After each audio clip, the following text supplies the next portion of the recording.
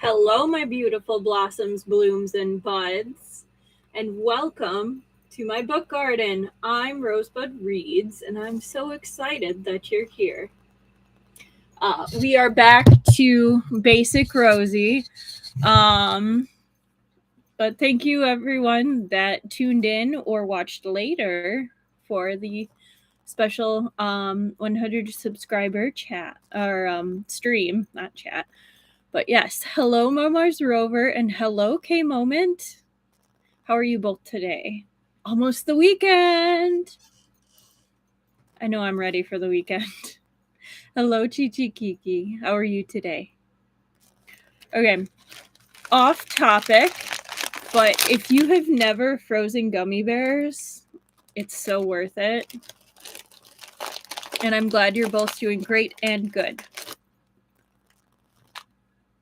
And I totally get it, Mars Rover. I'm also excited to rest this weekend. So we are on the third stream of book 4 of The Disabled Tyrant's Beloved Pet Fish. I am not sponsored by 7 Seas Entertainment, who is those who publish this book, nor am I the author. The only thing I own is this physical copy and my time. I mean, it potentially could, K Moment, but it's definitely, it's kind of like chewing on a really hard Laffy Taffy.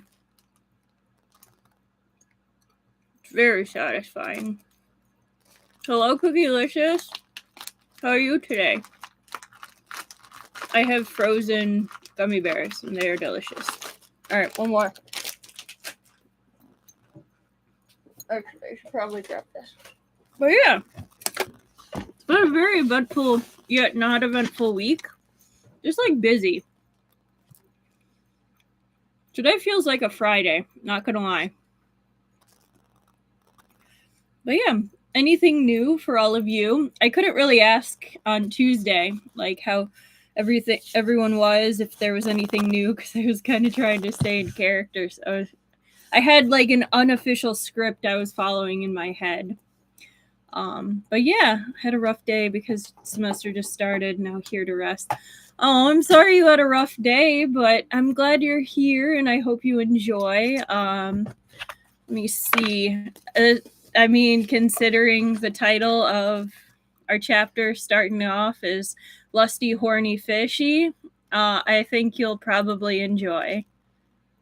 To Polacon and plan to listen on the drive. Hey, that works. That definitely works. But yeah, there's plenty to listen to.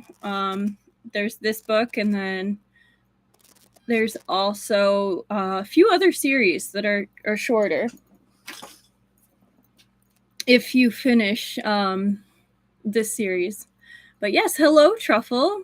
And that's super exciting that you started a new crochet project, Momar's Rover. What are you crocheting? Are you making like a scarf, or are you doing like something fun like a Shenqing Chu like puppet or whatnot? Thank you. I'm glad you love the outfit for the 100 subscriber video. That's that version of Wei Wuxian is definitely one of my favorites to cosplay. It looks super cool, but it's not that complicated. Like, it's got a lot of pieces, but it's not that complicated, if it makes sense. There's the base, there's like the base layers, and then all that. But all things considered, for like a Danmei cosplay, it could be a lot worse, and it doesn't get too hot. So I'll take it. And you're making a purse for her for your friend's birthday? That's cool. Oh, I'd love to see a picture of that if you no pressure, but if you ever wanted to post it on the community page, that'd be super cool. And I'm glad the concert was awesome. Oh my gosh, yeah, you do definitely know it's going to be a great night when the mosh pit starts going during the first band set. Yeah. Usually when the mosh hits early on, it's a party. Oh, thank you. I can't wait to see it, Momar's Rover, and I'm sure your friend is going to love it. I know I love making and receiving homemade gifts. Like, there's something extra special about it, especially when they can be used every day. Like, there's more thought put into it because you had to put thought and effort. There's crowd surfing. Nice. I no longer have the upper body strength to do that. I got fat. I got fat and weak. That's okay. I'm relatively healthy. I'll take it. I mean, crafty can come in many shapes and sizes and forms. I mean, you can do a lot with felt and hot glue or cardboard. Yeah. And definitely power metal is amazing. No, you'd be surprised. Never crowd surfed, but I enjoyed the spectacle. I definitely get it. I have never crowd surfed either. I don't know if I'd put that much trust in people to carry me and pass me around. I'd get dropped. No, but that'd be really cool to experience. I'm glad you had it sounds like such a great time. But yeah. No, this week for me personally, just work. It's been tiring, but there have been some good moments. We're making some progress on some things that weren't as well worked out last week. So I'll take progress. But work is still work. Which, I mean, hey, that's the point, right? But anyway, I am excited to read tonight. The headliner was Ailstorm. The openers were Glory Hammer and Glyph, and Good and Crazy Time was had. That sounds absolutely amazing. I'm glad you got to go do that. That's so cool. Oh. I think there was this one weekend when I went and visited one of my friends in Texas, and we went to Five Finger Death Punch, and then there was a Imagine Dragons concert 2 days later, and we were just like, sure. I can't remember who opened for Five Finger Death Punch. I mean, they were good, but it's also been like 5 years, so no, I need to go to another concert sometime soon. But anyway, book. All right. So last time,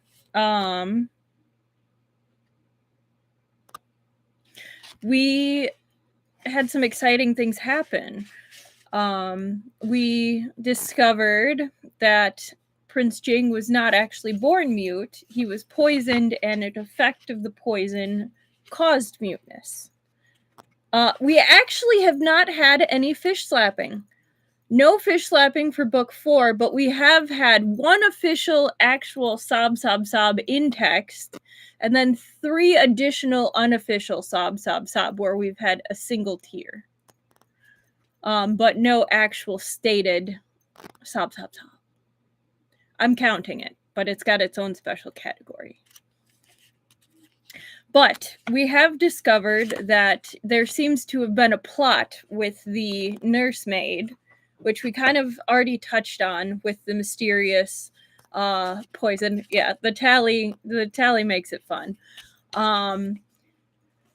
But we found actual clues in actual poison, and it coincided with the ancient medicinal recipe that Li Yu received from the system for helping Lady Li Shu, I think was her name.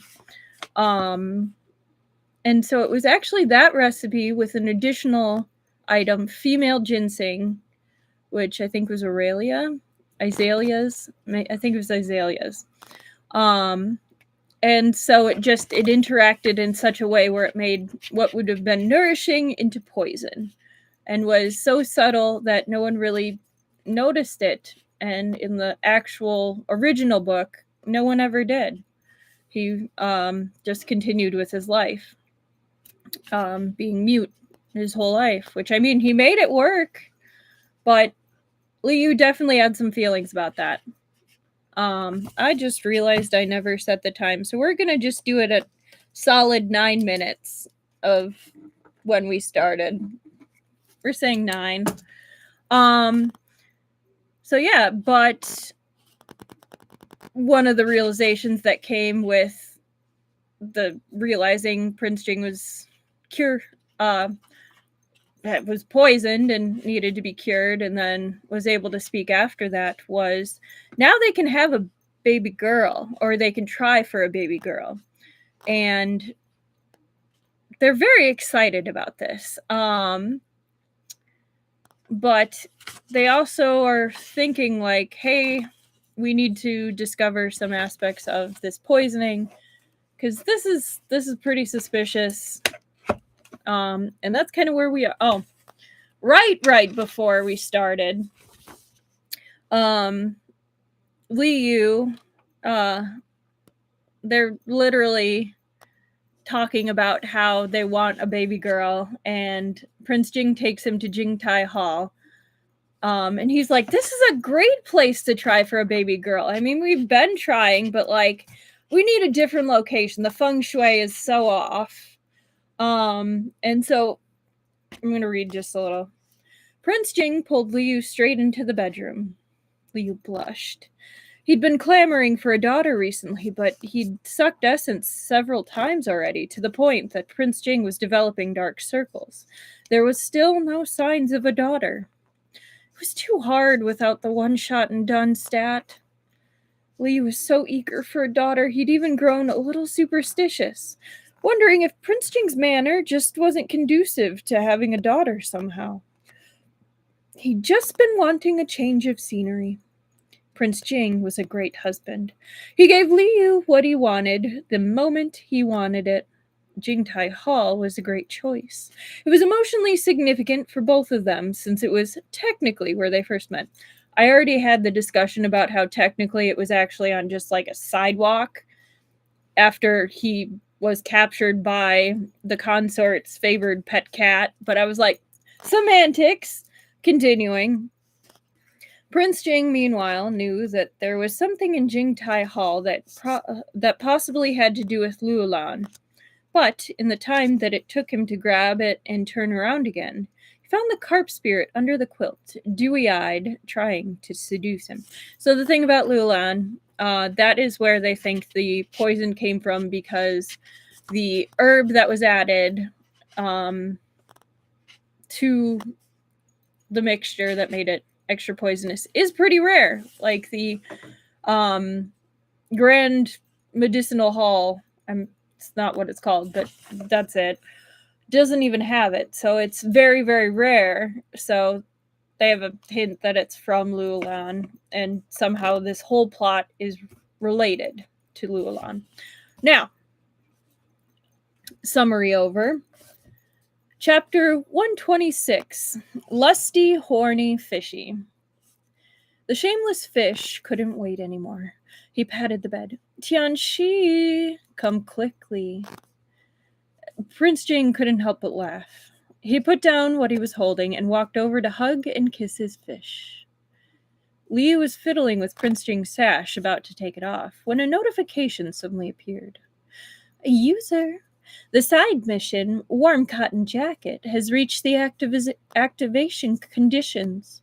Please confirm whether you would like to begin the mission and what form you would like to complete it in.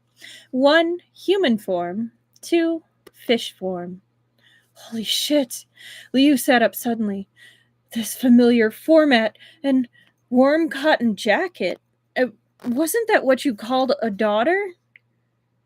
This should be the mission that they get them a daughter. The system strikes again. Yes, it does. So, it really was a location issue.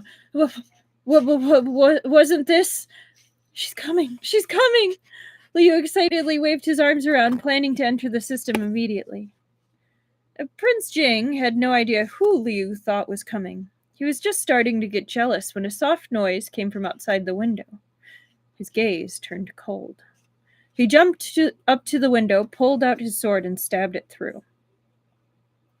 So, this is an aside. Warm cotton jacket, Xiao Min Ao, is a common endearment for little girls. That's kind of cute. I wonder if it's kind of like like little cabbage is like the translated endearment. I can't remember what culture, but like calling someone a little cabbage is like calling them like a little sweetie or baby.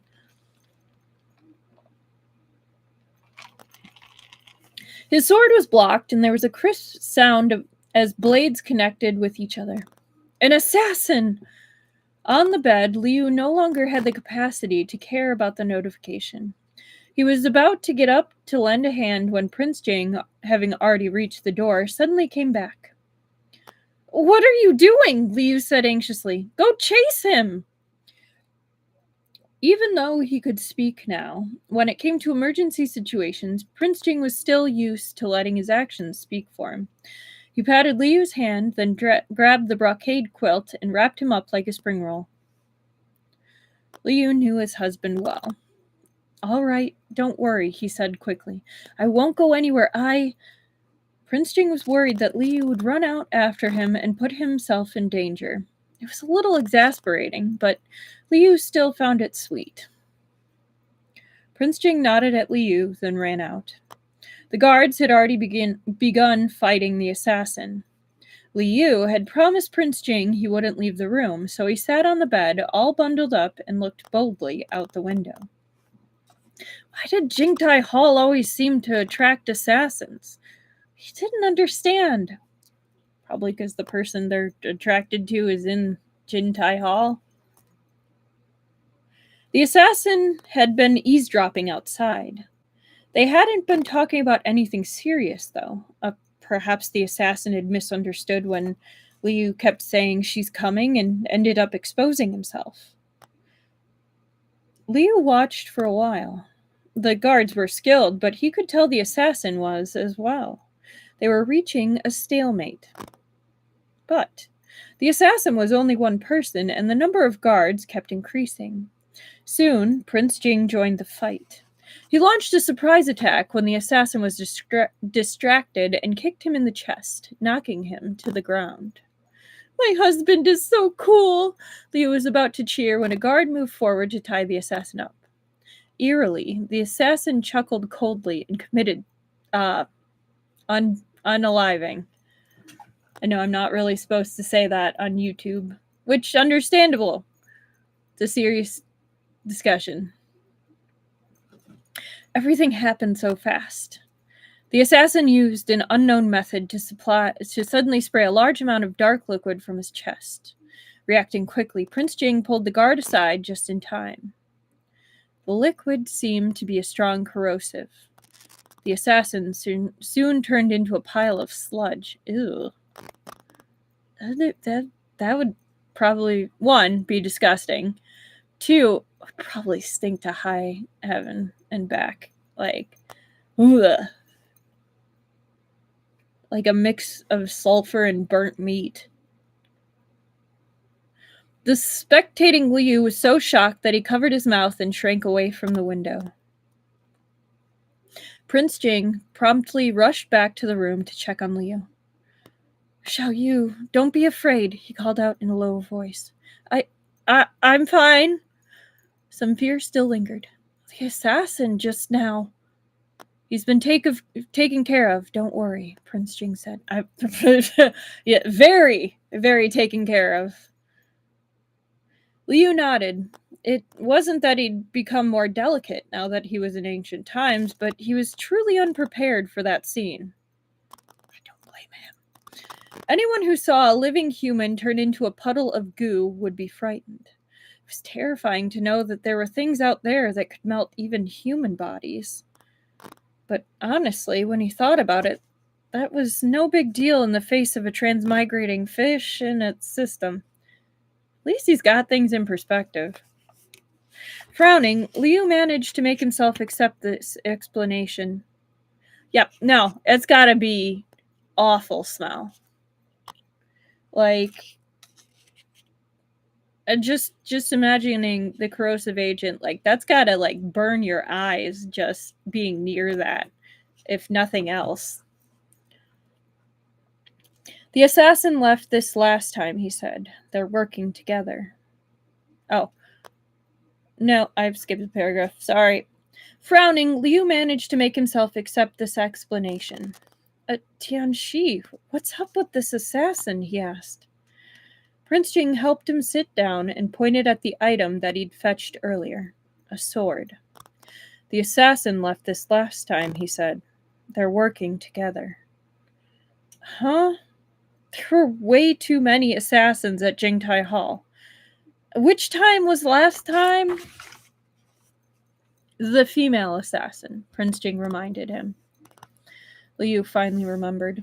When he was still a good mission-completing system fish during the share a bed with the Tyrant quest, he'd run into a female assassin who'd ended up being killed by Prince Jing.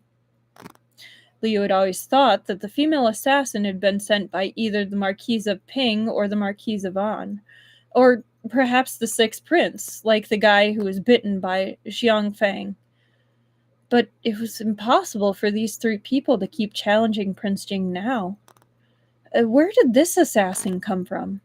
And why was Prince Jing so sure that this assassin, or at least this time, was related to the female assassin from last time? Prince Jing had evidence. He pointed to the sword that belonged to the female assassin. Liu could clearly see that it was an ordinary sword with a plum blossom pattern on the hilt. Prince Jing ordered the guards to bring the sword of the most recent assassin over. The man's body had turned to liquid, but his sword was still fine. Oh, good. Liu realized that the sword was decorated with the same plum blossom as the other one. Okay, pause. I get brand loyalty, but you can't tell me that it's not dumb in a certain way to brand your sword with the same pattern if you're trying to be anonymous as an assassin. Like, that just seems like I get you want to have pride in your work, but like, if you're trying to be undercover, don't brand your swords. I don't know. Maybe I watch too many mystery shows. Like, make it like a little emblem somewhere else. Like, not your sword. You can't hide that if you get caught. If it had been just one sword, plum blossoms wouldn't mean anything in particular, but since both swords had it, it meant it was a marker of sorts. No wonder Prince Jing thought they were connected. Liu had the same suspicion now, too. Why did you kill the female assassin from before? Liu asked carefully. He'd always wondered about this. Prince Jing didn't answer him directly. He just pointed to the puddle of goo on the ground. Perhaps that was the answer. If he hadn't killed her, she would have died herself and turned into liquid too. Oh, baby Liu back then probably would have lost his mind if the assassin that Prince Jing suddenly stabbed then turned into goo. Would not have been a easier time for him. Liu came back to his senses. Did you know back then already that they would do this? If Prince Jing hadn't pulled the guard back, he might have been splashed. Who knew what terrifying outcome would result from that? He would have melted. Prince Jing nodded. I was attacked by these assassins once when I was younger, but I didn't know who was behind it.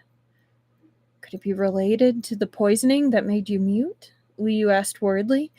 Why didn't you tell Royal Father?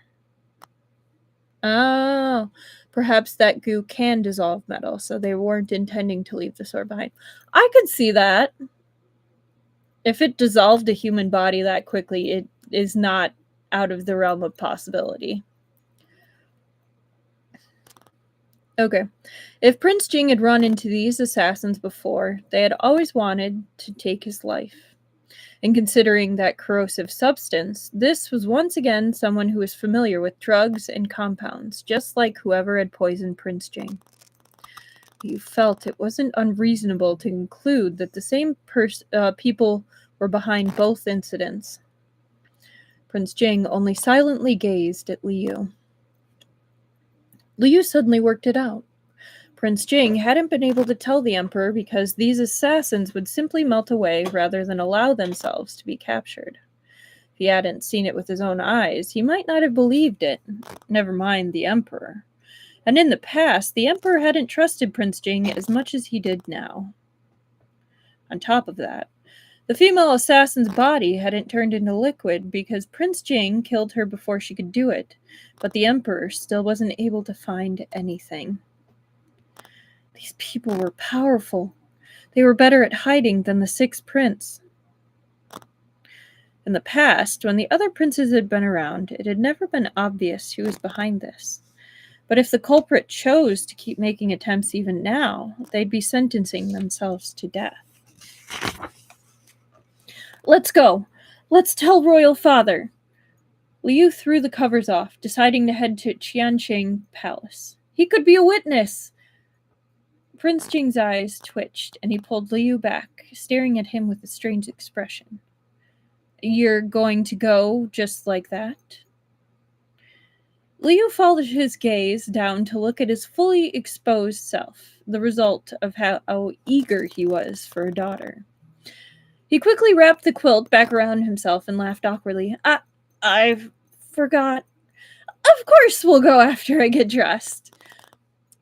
Once he had clothes on, they went to Qianqing Palace to see the Emperor. But for once, the Emperor refused to see them.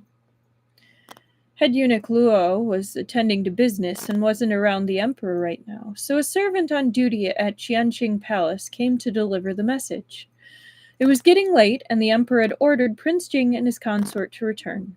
They could talk another time. Liu glanced at the moon high in the sky. It was indeed quite late. So Prince Jing returned to the manor with Liu. On the way, Liu chatted and laughed with Prince Jing, but he suddenly started urging him to hurry, as if he'd remembered something. When they got back, Consort Yu didn't even check in on the fish children first. He pulled Prince Jing straight into the bedroom. Prince Jing felt like this was exactly what had happened earlier in that night, except reversed. Liu was busy taking off his clothes as he walked further into the room, muttering, Hurry, hurry, or she'll leave! Who? Prince Jing finally couldn't hold back his jealousy. Liu couldn't help but laugh as he saw Prince Jing's dark expression. He stopped laughing, wrapped his arms around Prince Jing's neck, and whispered into his ear, blushing. The prince's ears turned slightly red when he learned who she was. He wanted her to arrive too, so he kissed Liu on the lips and carried the indecent fish to bed. Liu had been interrupted by the assassin earlier before he could choose one of the options. Now, he was anxiously trying to make up for it, afraid the notification would disappear. The notification didn't pop up immediately, but luckily, after he and Prince Jing had absorbed essence once and Prince Jing was holding him down on the bed, the system started squalling again. Wait! The messy-haired Liu wildly clobbered the messy-haired Prince Jing. Prince Jing had to stop halfway. Xiao Yu? What's wrong? Wait for me, husband! Mwah! Liu soothed his husband and entered the system. As the notification popped up, Liu told himself that he had to be careful and choose fish form. It didn't hurt in fish form, so he mustn't make the wrong choice and choose human form. Liu thought this as he selected the first option and tapped confirm immediately, only to realize that this time the first option was human form instead of fish form. Holy shit. Why did the option order change? Would it kill the system to not scam fish for once? Liu felt like crying when he saw that the mission was now in progress. System, can't I undo the choice I made? Liu tried to haggle with the system. The fish scamming system took every chance it could to scam him, so it obviously wouldn't let him undo it. Liu was kicked out of the system and found his husband hugging his waist. Yep, the system continues to be the worst. It can't help but fuck with him. Like, come on. The system was like, too easy. His thoughts were all messed up. What should he do? On one side was his sexy husband and his long-cherished daughter, and on the other side was a swollen stomach and immense pain. Sob, could he get off the bed and decide next time? And that is one. Oh, shoot. My pen is trying to go under my PC.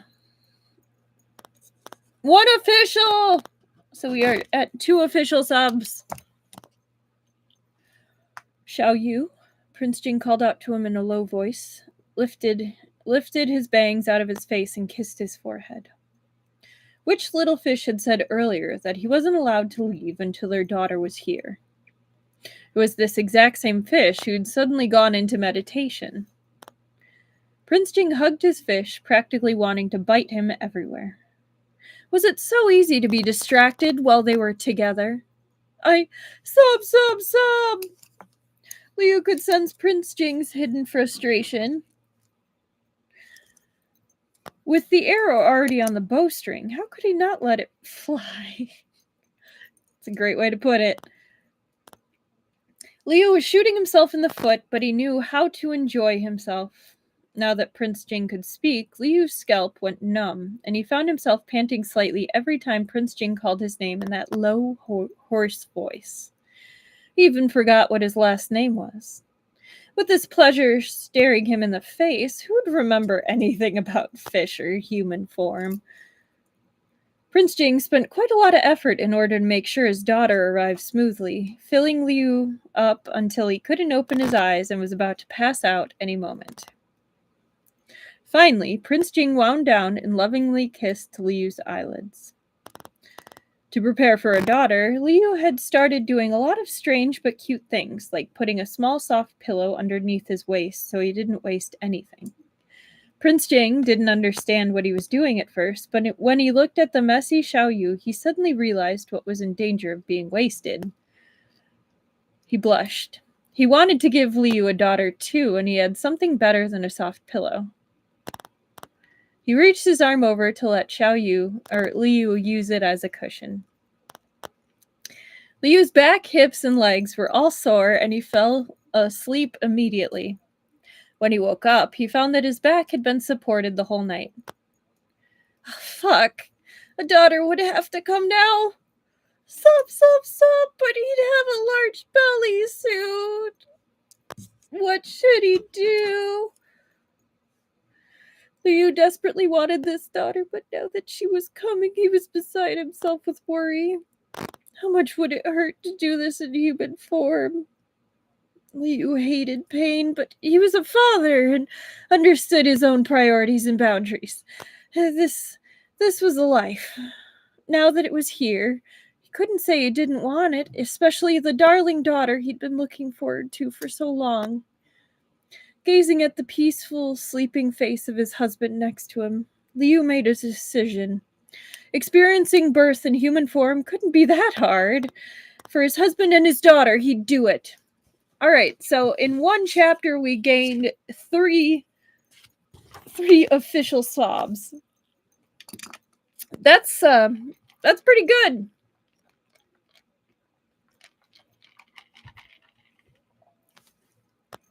Chapter 127.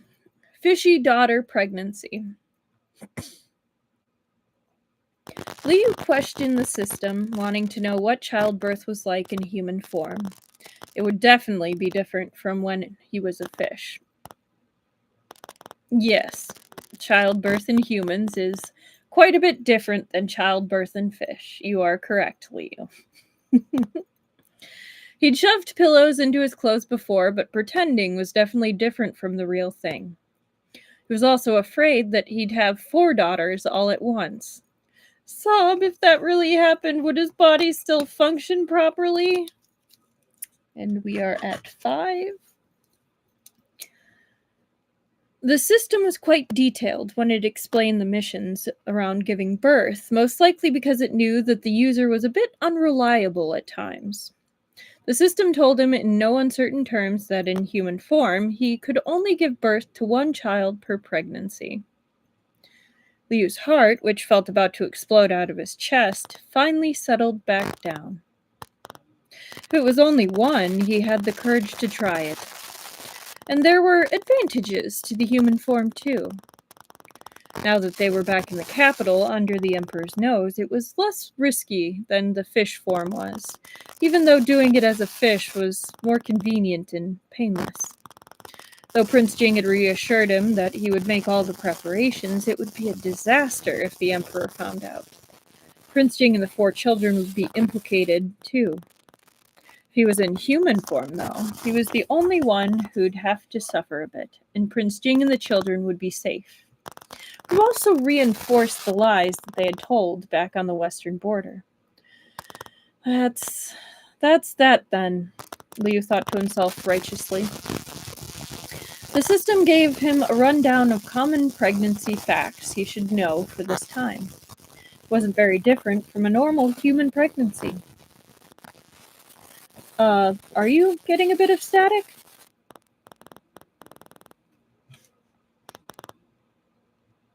Oh, hello, Esper Lady. We started not too long ago. Is anyone else getting static? I could move it closer. Yeah? Huh. Alright, I'm gonna reload, and maybe that'll help. Maybe it's because my phone was next to it. Alright. Stay here.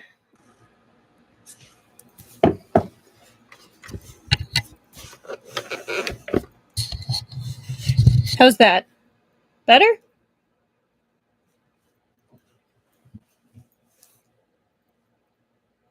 Static is gone? Okay. I don't know why. Okay. Thank you for letting me know. Actually, I was gonna kind of have it be a surprise, but before I started the channel, I actually bought a different mic, and I'm thinking about maybe trying it for the next book. I'm going to definitely field test beforehand. And if it's not better, I'm not going to use it. But I have some friends that are technologically superior to me, and I'm going to ask them for help with that. So you might be hearing different quality on the next book. But for this one, we're going to stay consistent. But yeah, if there's any static or breakage in the live stream, just let me know, like now, and we'll get back to it. The system gave him a rundown of common pregnancy facts he should know about for this time. It wasn't very different from a normal human pregnancy. The system told him that when the child was born, she would be a normal baby who wouldn't turn into a fish, and she wouldn't need to complete missions as a human baby to turn into a young fish like her brothers had. Though Liu would suffer a little more, there was no extra danger posed to the child, which was another reason why Liu was willing to give it a try. He'd confirmed with the system that he was pregnant with a daughter, but since it took human pregnancies about 3 months to start showing, Liu wasn't in any rush. Liu felt bad that he'd hidden his pregnancy from Prince Jing the last time, since he was the other father. He definitely wouldn't hide anything from him this time around, he decided. As for the Emperor, they'd inform him once he was further along.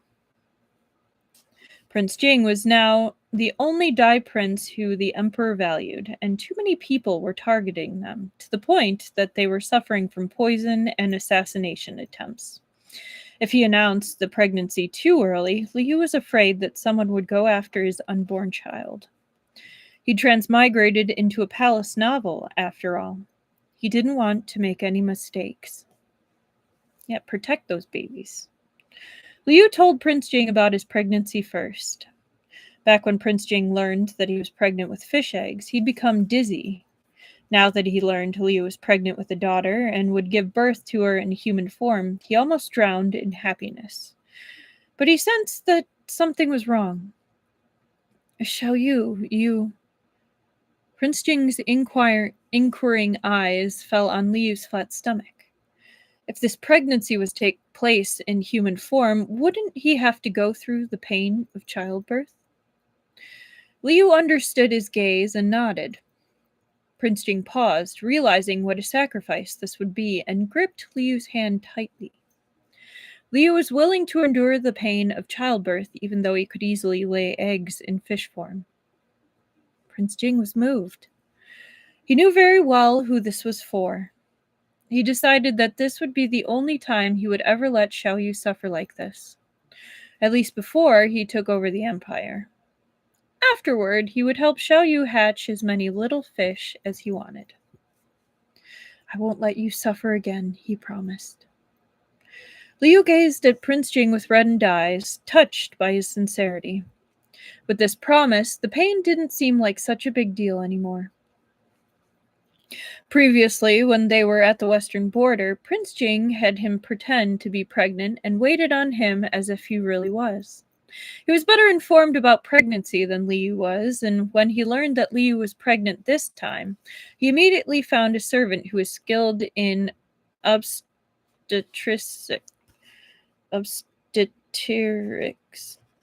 pregnancy, to check Liu's pulse at the same time each day.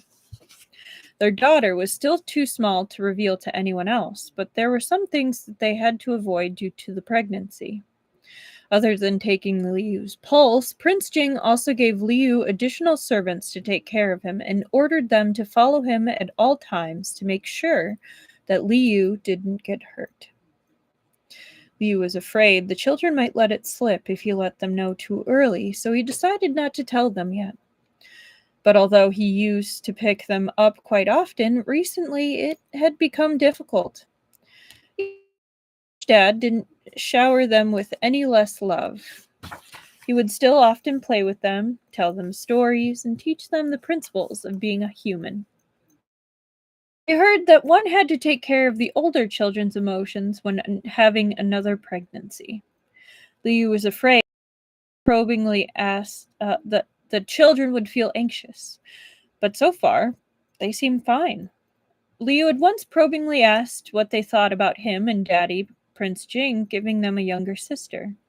All were pairs of eyes lit up as they remembered the little girl at Uncle Yi's banquet. Want little sister! The children were delighted. Liu let out a sigh of relief. He could only have one child at a time in human form, but at the rate that he and Prince Jing were going, there would probably be more younger brothers and sisters popping out in the future. At least he's being honest with himself. As Liu began his pregnancy journey, Prince Jing started an investigation into the assassin at Jingtai Hall, and they both waited for news from the Emperor. Prince Jing had looked into these assassins before, but because he'd been looking in the wrong direction, he came up empty-handed. This time, with Liu's reminder, he realized that whoever was behind the assassin could very well be the same person who had poisoned him. They'd already hypothesized that the Shu Wuzi had come from Luolan, so Prince Jing started reading ancient books about Luolan. In one of them, called The History of Luolan, he found a suspicious record. The people of Luolan were skilled at fighting and poisons. Their battles often left their opponents without bodies to bury.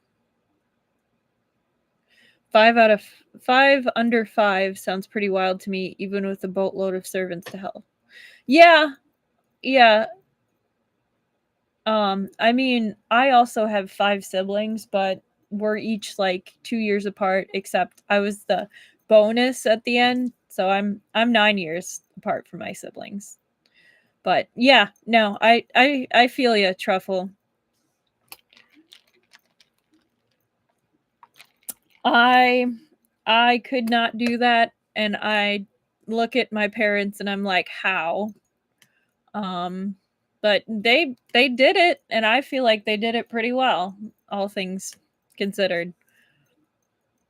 Hey, we all lived, so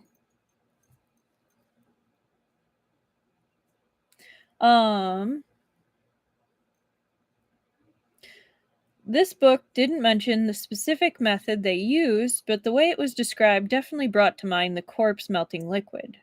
Liu was the one who'd come up with the name corpse melting liquid. Prince Jing started using it himself because he thought it fit.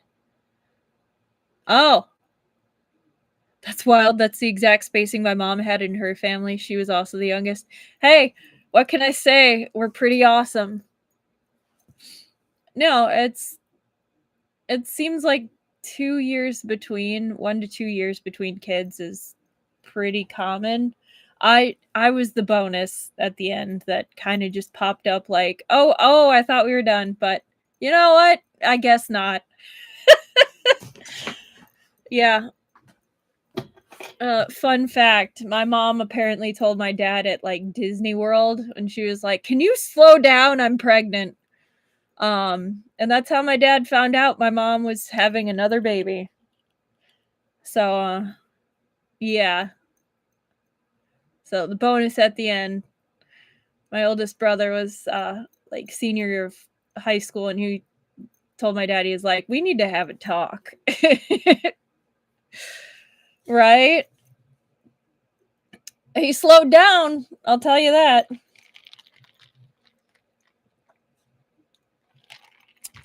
But yeah. Corpse melting liquid. Prince Jing started using it himself because he thought it fit. This particular clue made Prince Jing more inclined to believe Liu's hypothesis. It seemed very likely that the same person was behind everything. The history of Luolan also recorded the life of Cheng Anjun, the last king of Luolan. The two countries had become hostile after this Cheng Anjun had angered the emperor. Although the Luolan people were good at fighting, they were still a small country and couldn't withstand the iron cavalry of the empire. Even so, Cheng Ganjun stubbornly resisted and held on until the end, when he was captured alive by the greatest general of the empire and taken to the capital. The emperor was young and full of vigor back then and wasn't merciful to prisoners. To keep his life, Chang Anjun had no choice but to give up his daughter as an imperial consort in exchange for his freedom. Liu was reading the history of Luolan with Prince Jing, saying it was prenatal education for their daughter. Prince Jing spoiled him and let him do whatever he wanted. If Liu got tired, Prince Jing let him sleep on him. Frankly, their little daughter was only a few days old, not even a ball in her daddy's tummy, so all the prenatal education was going to Fish Dad himself. The history of Luolan was full of twists and turns, and for once, Liu didn't fall asleep as they read. He read all the following records as well, and even found a brush to make notes. The emperor once had a foreign imperial consort, but there was no such person who fit the bill in the harem now. What did that mean? If a consort disappeared, then either she had died or she was thrown out. Liu remembered that the emperor had seemed to be deep in thought when he'd mentioned foreigners. If all this had to do with the destroyed Luolan, did the emperor perhaps remember the imperial consort from Luolan? But he hadn't said anything about it. Head eunuch Luo would have the answers about the emperor's consorts that they needed, but he was away investigating Pu Liu's death and looking for witnesses, and he hadn't returned to the palace yet. At first, Liu thought he'd just wait to learn new clues from head eunuch Luo whenever he returned, and if he couldn't wait, he could ask someone else. Prince Jing lifted his head, his eyes flashing. There were unknown forces in the palace, so they had to find the truth as soon as possible. The enemy might have already realized that they'd been discovered when their assassin never returned. This enemy was more difficult than all the other princes put together, and they didn't know what their next move might be. Late that night, Prince Jing's guards, on their order, brought back a dark cloth bag with someone inside, a blindfolded woman. Prince Jing ordered Wang Shi to remove the blindfold. The woman was wearing shabby palace clothes. She squinted uncomfortably in the sudden light, but as soon as she realized Prince Jing was in front of her, she seemed surprised and sneered at him. "What did you bring me here for?" she demanded, glaring at him. Liu, protected by Prince Jing, was a little farther away. When he saw the woman's face and her aura, he thought she seemed familiar, but he couldn't put a finger on it. That was until a meow came from the bag and a cat tumbled out. The guard wasn't sure how the cat got in there. Looking at the cat with fur so dirty one couldn't tell its original color, and the faded haitang flowers embroidered on the woman's handkerchief, Liu suddenly came to a realization. This was Lady Chu, the consort who had once wanted to drink thousand carp soup, and this cat was Piakshu, the enemy Liu met right when he transmigrated into the book. Wasn't Lady Chu in the cold palace? Why did Prince Jing order his people to sneak her out of there? Liu nudged Prince Jing's arm to let him know he was confused. Prince Jing couldn't let outsiders find out about his new ability to speak, so he ordered Wang Shi to interrogate her for him. "Lady Chu," Wang Shi said, "His Highness has something to ask you. Be smart and answer whatever he asks. Don't think of playing any tricks. If His Highness can sneak you out without anyone noticing, he can send you back without anyone noticing too, in a body bag." Lady Chu hated Prince Jing from the bottom of her heart. She wanted to ignore him, but since her life was in his hands, she had no other choice. "What do you want to know?" she said, still glaring at him fiercely. Prince Jing glanced at Wang Shi, who said, "About one of the emperor's consorts from Lulan." Lady Chu paused and smiled, delighted. "Dead for a long time.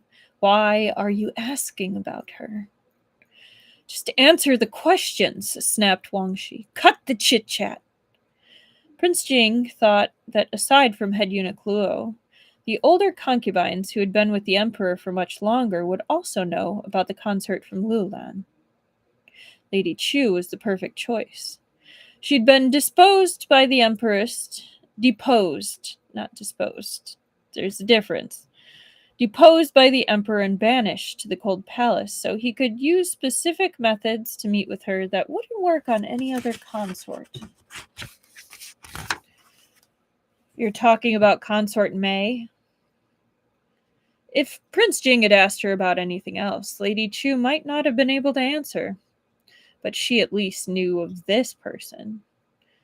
The history of Lulan only recorded the fact that Chang Anjun had presented his daughter to the emperor.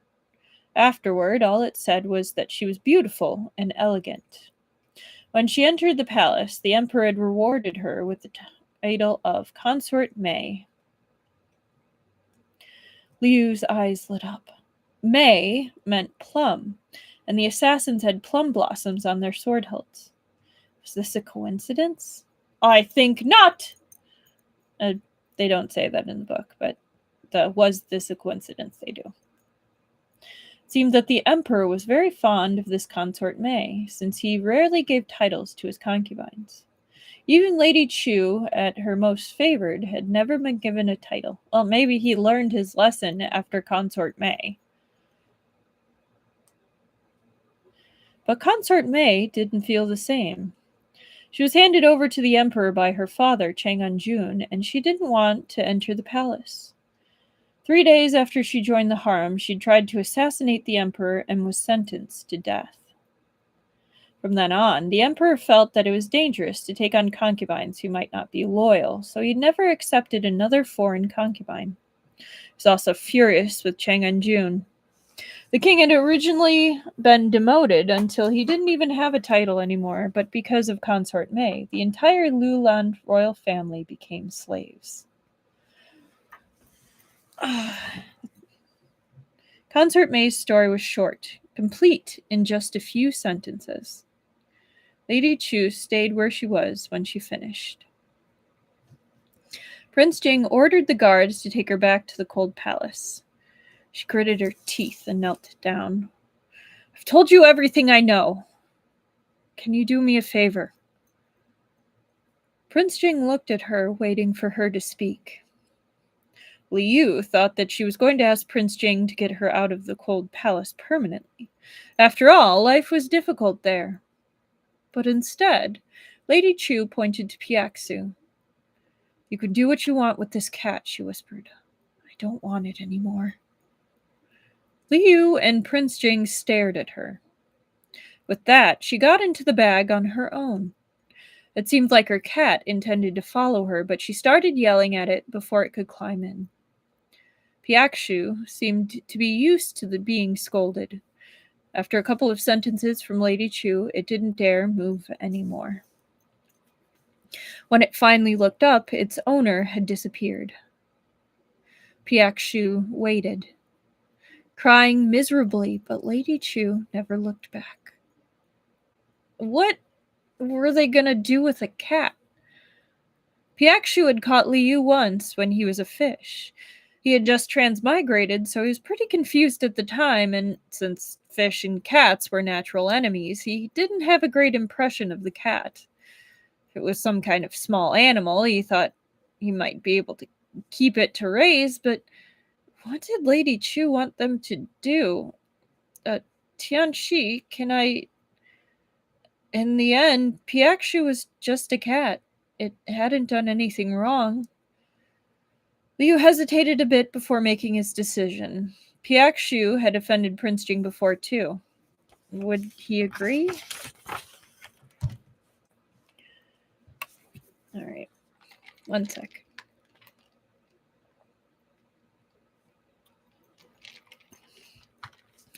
Chapter 128. Fish helps choose cat. Prince Jing seemed to know what Liu was going to ask, and surprisingly shook his head at him, his gaze falling onto Liu's stomach. Liu immediately knew what he meant. He was worried that it would be inconvenient since Liu was pregnant. Liu didn't know if he should laugh or cry.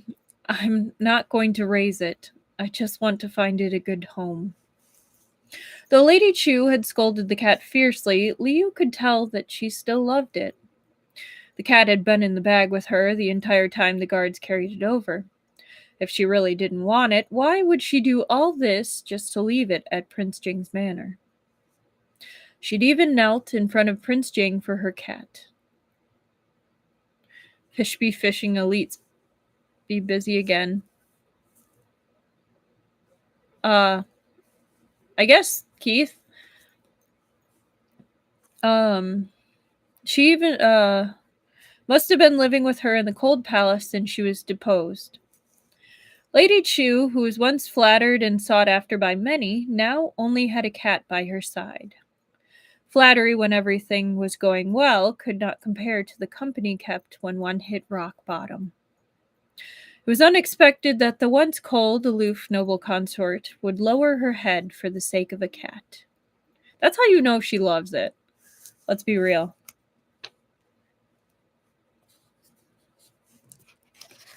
Liu judged the case in isolation. It wasn't a matter of principle. Just like Lady Chu said, she answered Prince Jing's questions and thus hoped Prince Jing would help her. It was a simple exchange. Prince Jing had originally refused because he was afraid that Liu and the unborn child would be in danger.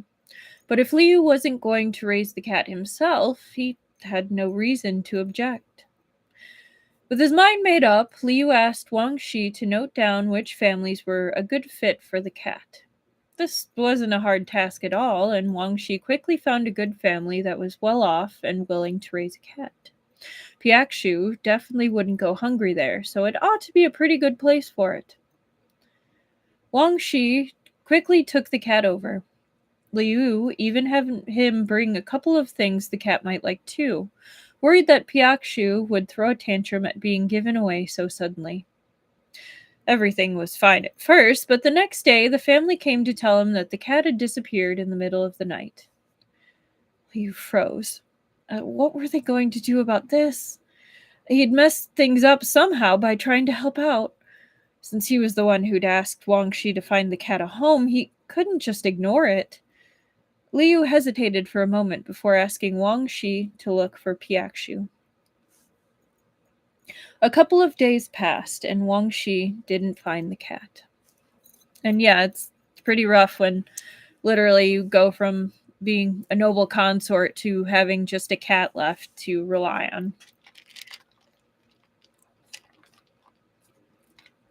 Then, in the middle of the night, Liu was woken by a cat wailing outside his window. Prince Jing guided Liu outside, and they found Piakshu in the yard, being chased around by Liu's pet ducks and rabbit. The pet ducks and rabbit weren't scared of the cat at all. Prince Jing intervened and separated the animals, pulling Piakshu to the side. The cat was dirtier than it had been a couple of days ago, and when it saw Prince Jing and Liu, it wailed more and more pitifully. Did the cat disappear to run back here? Liu wondered. But the cat didn't even know them that well, so why did it come looking for them?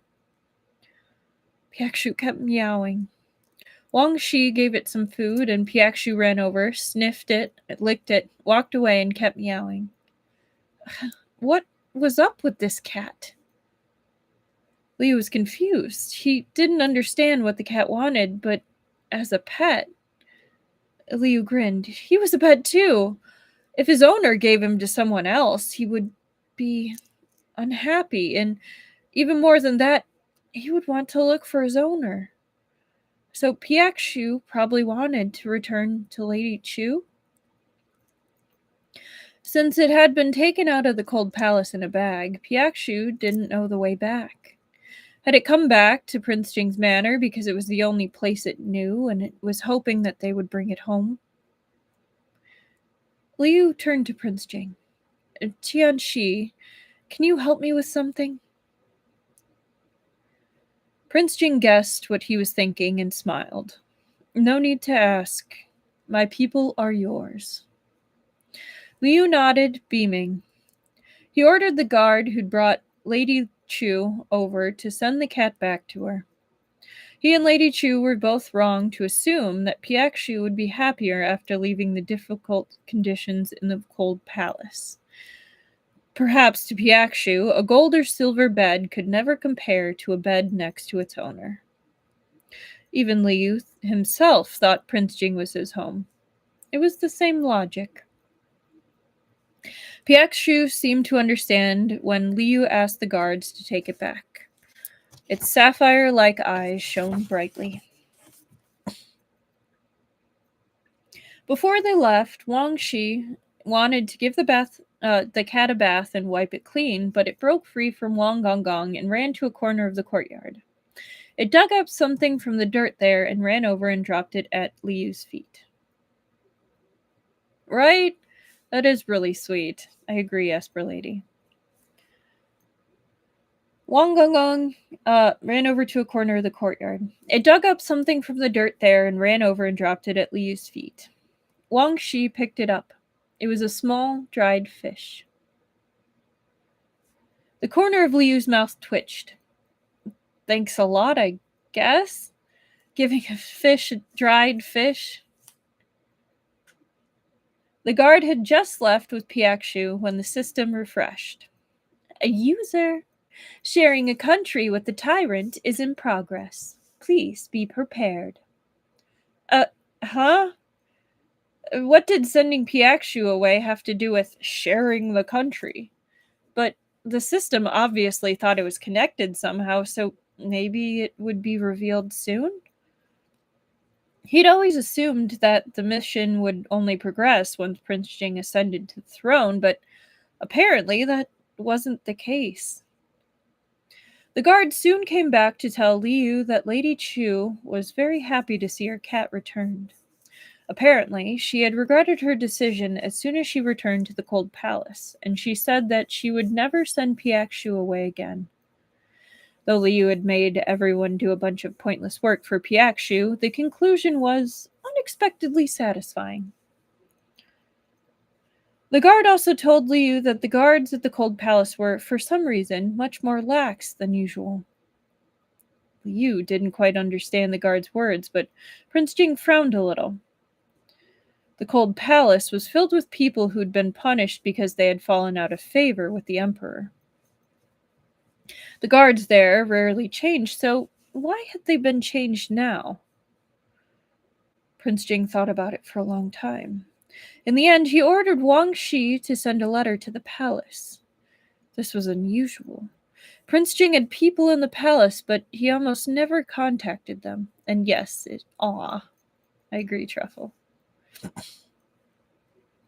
But even after a night had passed, there was no news from the palace. Even Liu felt like something was off. Had Prince Jing's people run into something unexpected? Prince Jing hadn't seen the emperor in a couple days, so he entered the palace to ask to meet him. If there really were Luolan forces in the palace, that would also pose a threat to the emperor. According to the rules, if he wanted to meet the emperor, he had to make a request, but before Wang Shi even managed to step out of the manor, the palace servants showed up. Your Highness, Prince Jing, consort, the emperor has summoned you. The person who had come to pass along the message was an unfamiliar servant. It would usually have been head eunuch Luo or one of the servants who worked under him. Wang Shi was very familiar with all of them. Hearing this message from a stranger instead put Wang Shi on guard, and he asked the servant some questions. The servant didn't like to speak, though, so after a few questions he took out the edict and placed it in front of them. When Wang Shi saw the edict, complete with the seal, there was nothing he could say. Yeah, this is highly suspicious. The emperor had summoned both of them, but Prince Jing didn't want Liu to tire himself out, so he wanted to go on his own and ask for forgiveness on Liu's behalf. But Liu held his arm. I rest all the time, so how could I be tired, he said, smiling. Don't worry. Just because he was pregnant didn't mean he couldn't walk anymore. He thought Prince Jing was being a little overprotective. Besides, the emperor's edict only required them to go to see him. By now, Liu had seen the emperor several times already and was quite familiar with the whole affair, so there was no need to disobey the emperor. Prince Jing was only a step away from the position of crown prince. It wouldn't be worth it now to do something that made the emperor unhappy or anything else that might lead to criticism. Liu wore a "take me, I'm super sweet" expression, and Prince Jing laughed and agreed. But he still insisted on bringing several extra servants to take care of Liu. Liu suddenly remembered that "share a country" had been refreshed.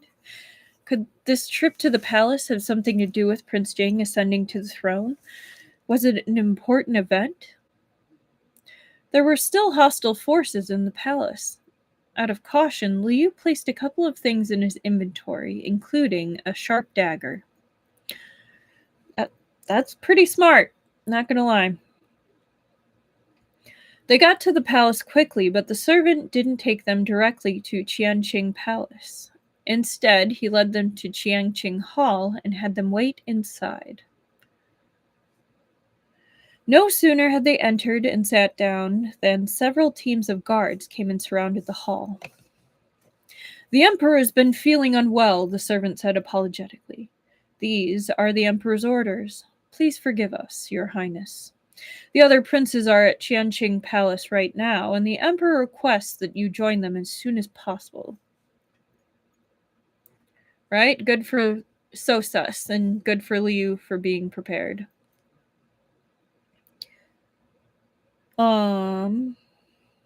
Prince Jing and Liu glanced at each other, sensing something was wrong. The Emperor had been in great health the last time they'd seen him. How had he become unwell in just a few days? And why hadn't the servant mentioned it before they left the manor? The Emperor hadn't been sick around this time in the novel. No, the plot had changed long ago. Right? And putting the inventory to good use.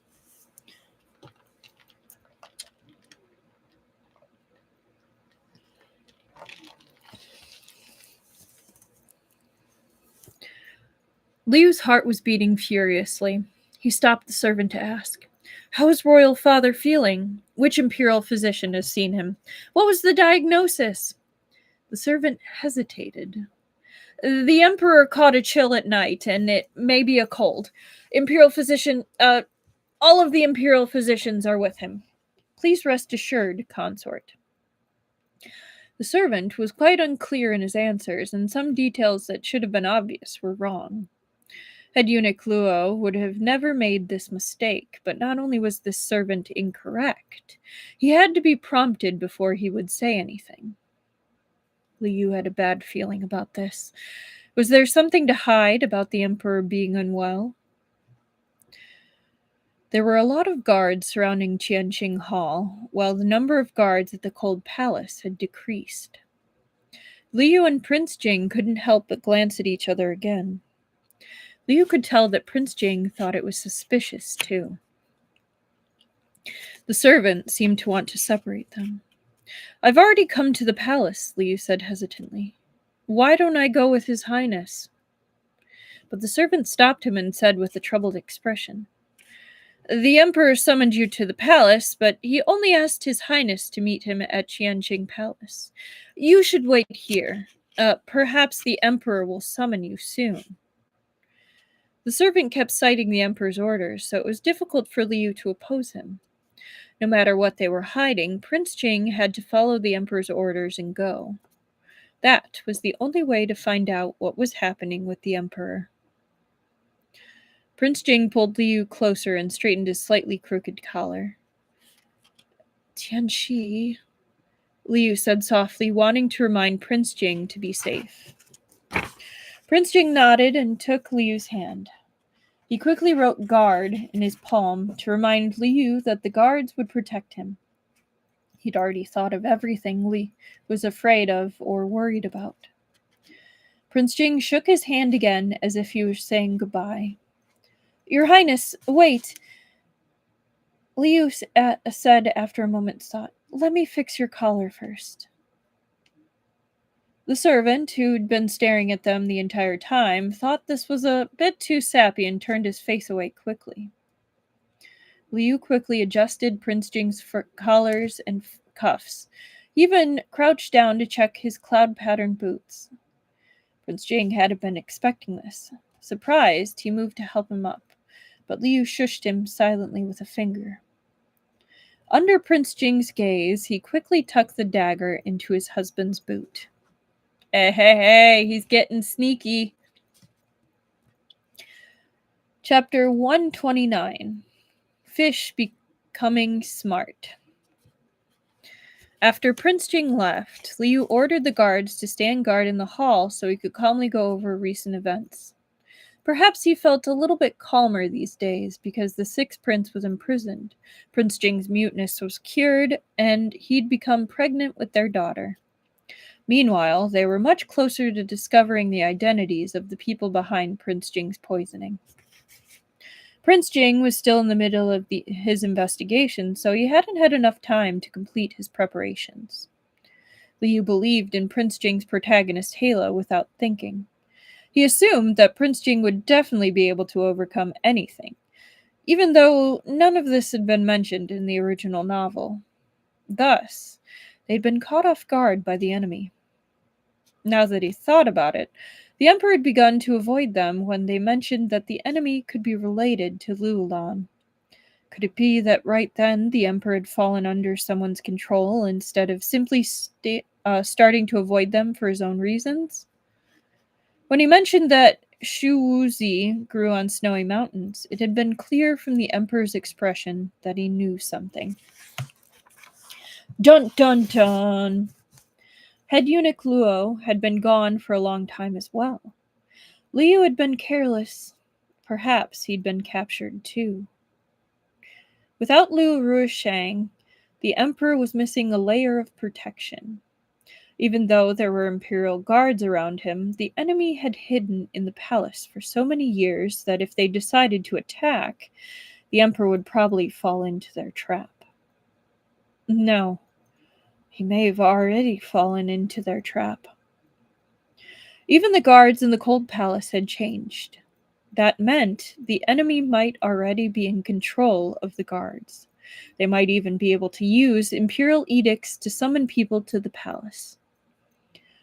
The more Liu thought about it, the more he regretted it. Why hadn't he thought of this earlier? They didn't know the Emperor's current status, and Prince Jing had gone to Qianqing Palace. Please, let him be all right. Though Prince Jing would always come out safe according to the system's rules, Liu didn't want the Emperor to come to any harm either. The Emperor was one of the only people in this world who treated Prince Jing well. I mean, you also have the Chang clan.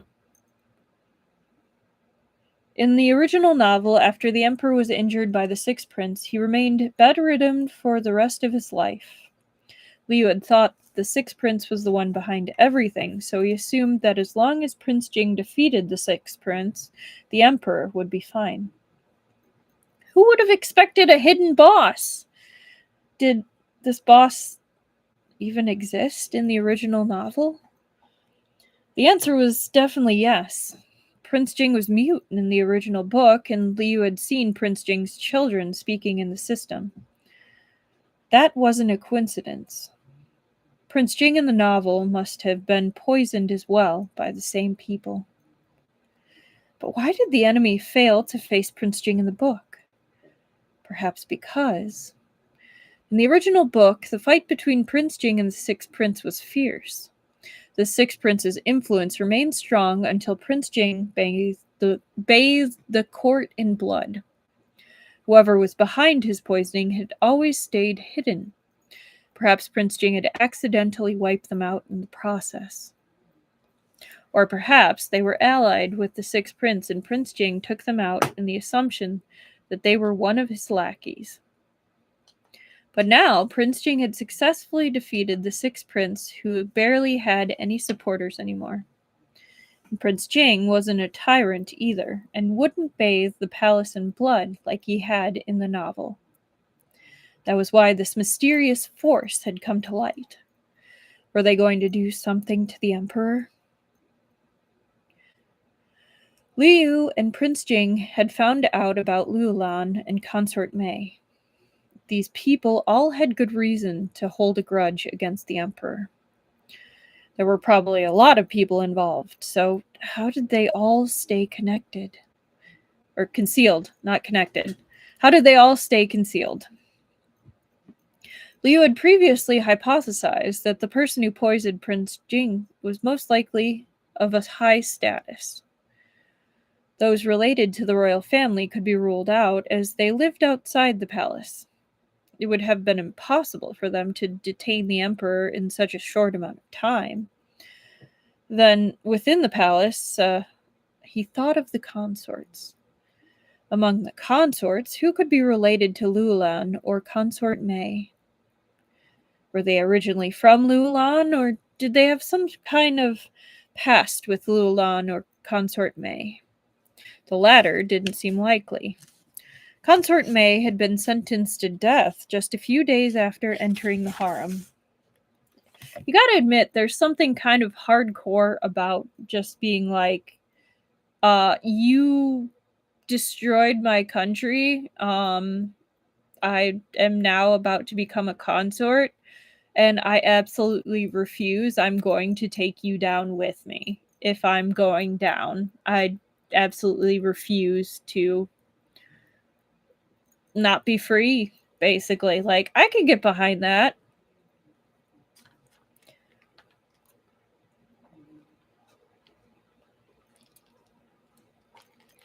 Right?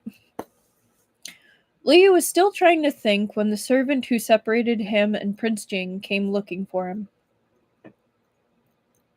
Consort, the young Shizzy won't stop crying in the Imperial study room. Please come and help. Liu's heart skipped a beat.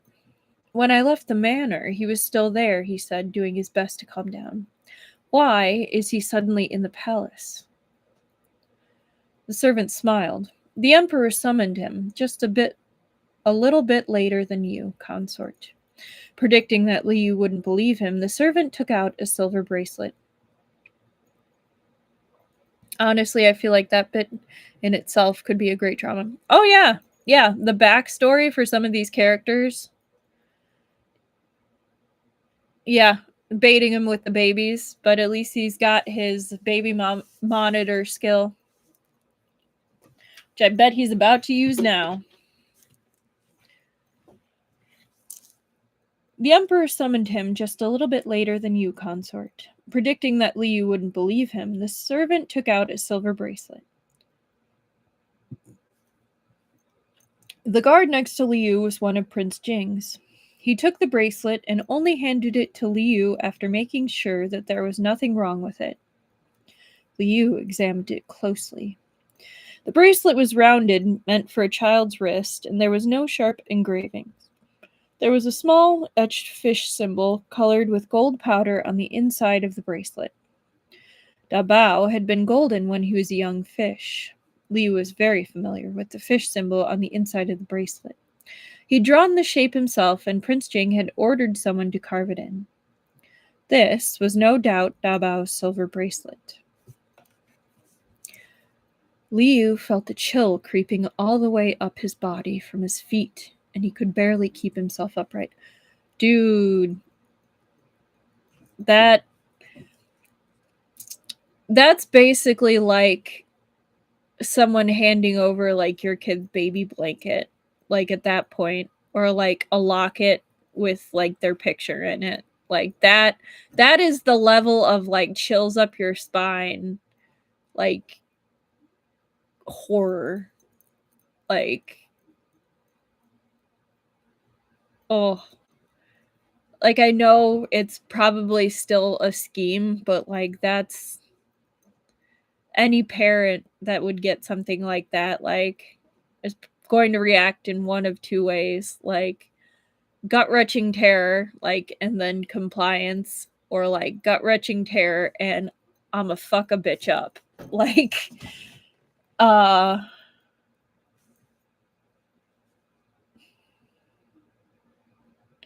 back at Prince Jing's manor, Wang Shi had been left to take care of the children while Prince Jing and the consort entered the palace.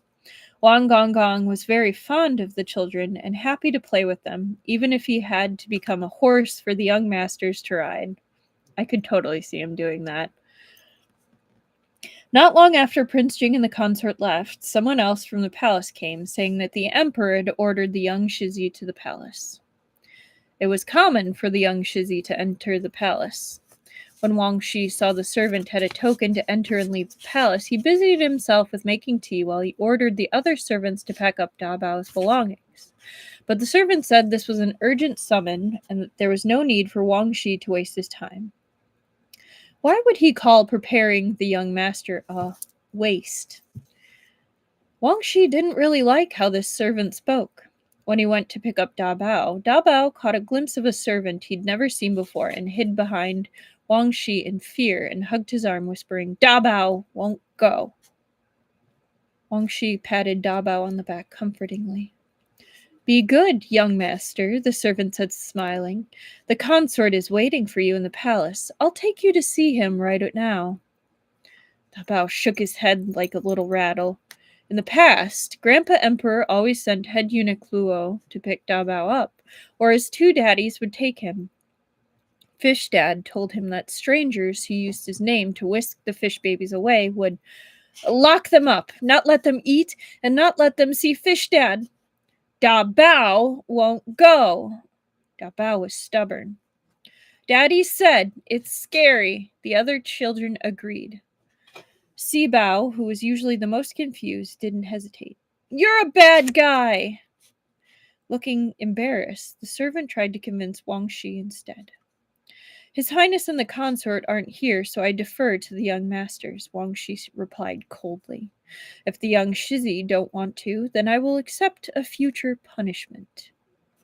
Realizing that even orders from the emperor were useless, the servant excused himself angrily, saying that he would ask for further instructions from the palace. You go, Wang Shi!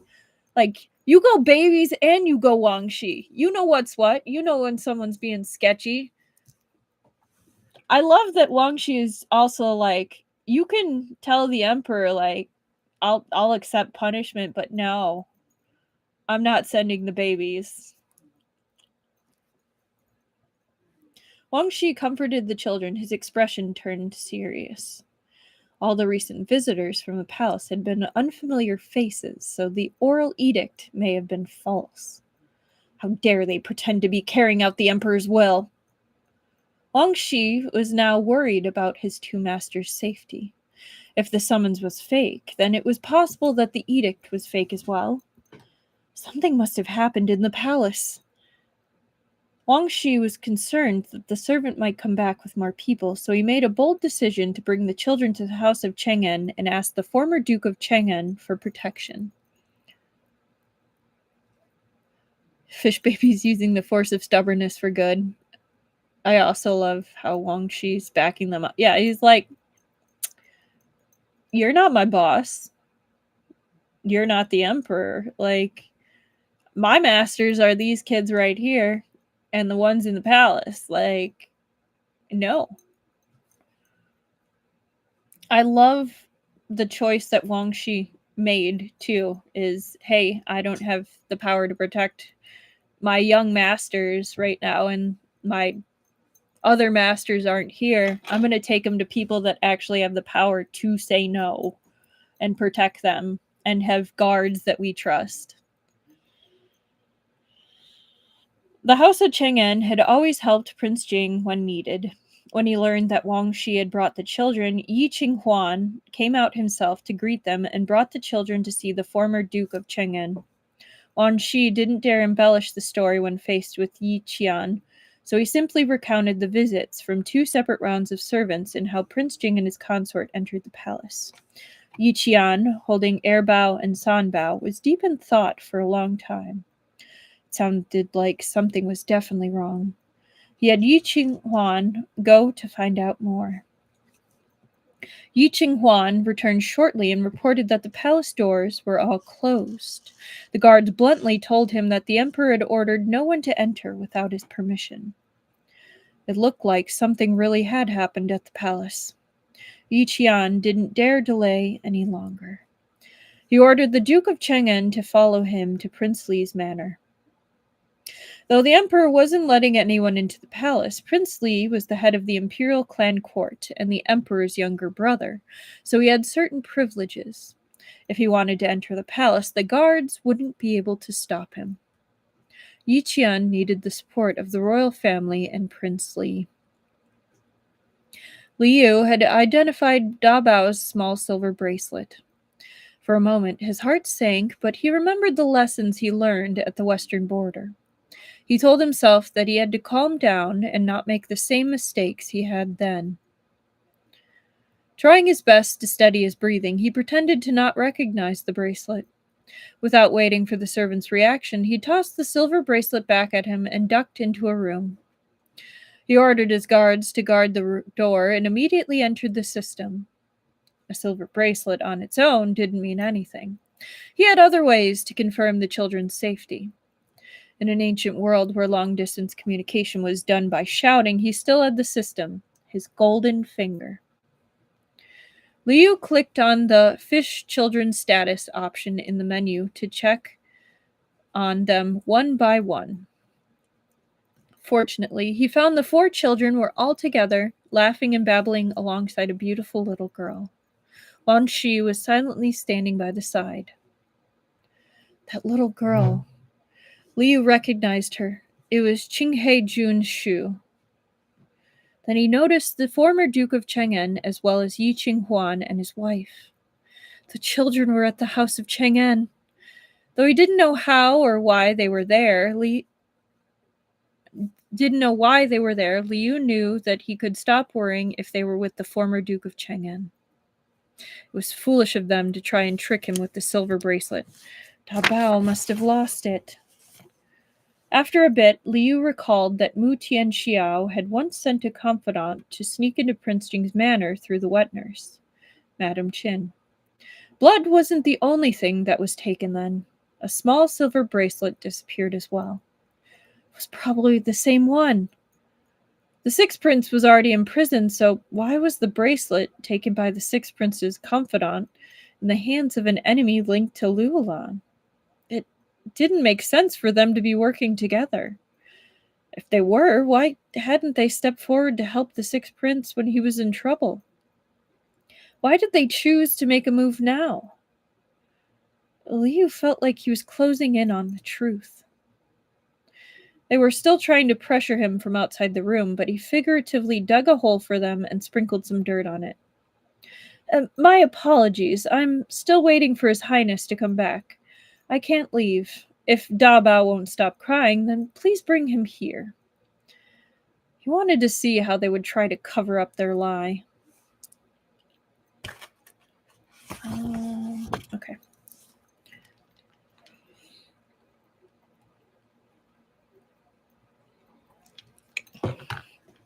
Chapter 130. Fishy Playing Dumb. The servant obviously couldn't produce Da Bao out of thin air, so he kept trying to convince Liu to go over there himself. Liu now felt even more certain that this was a trap, and so they came to a stalemate. He was quickly analyzing everything in his mind. The children were safe, and he and Prince Jing were temporarily separated in the palace. If the enemy was still attempting to trap him with a lie about Da Bao, they must not be ready to expose themselves yet. They just wanted to get him to go on his own and leave Prince Jing's guards behind. Perhaps they were wary of Prince Jing's guards. Liu sensed that they didn't have full control of the palace yet, so they didn't dare confront Prince Jing's guards head-on, and had to try to deceive him. If he'd fallen for it, he might have been captured and used to threaten Prince Jing. Was waiting the only thing he could do now? Prince Jing had gone to Qianqing Palace alone. Though he had the protagonist's halo, Liu was still quite worried.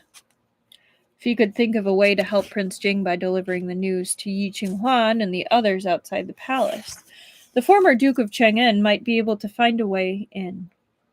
Even if he couldn't, it would be good to throw a wrench in the enemy's plans. But he was stuck in Qianqing Hall, surrounded by guards. How was he going to get news out? Liu gave it some thought. Since the other party was trying to deceive him, he might as well take advantage of that and use the opportunity to escape. They definitely wouldn't be expecting that.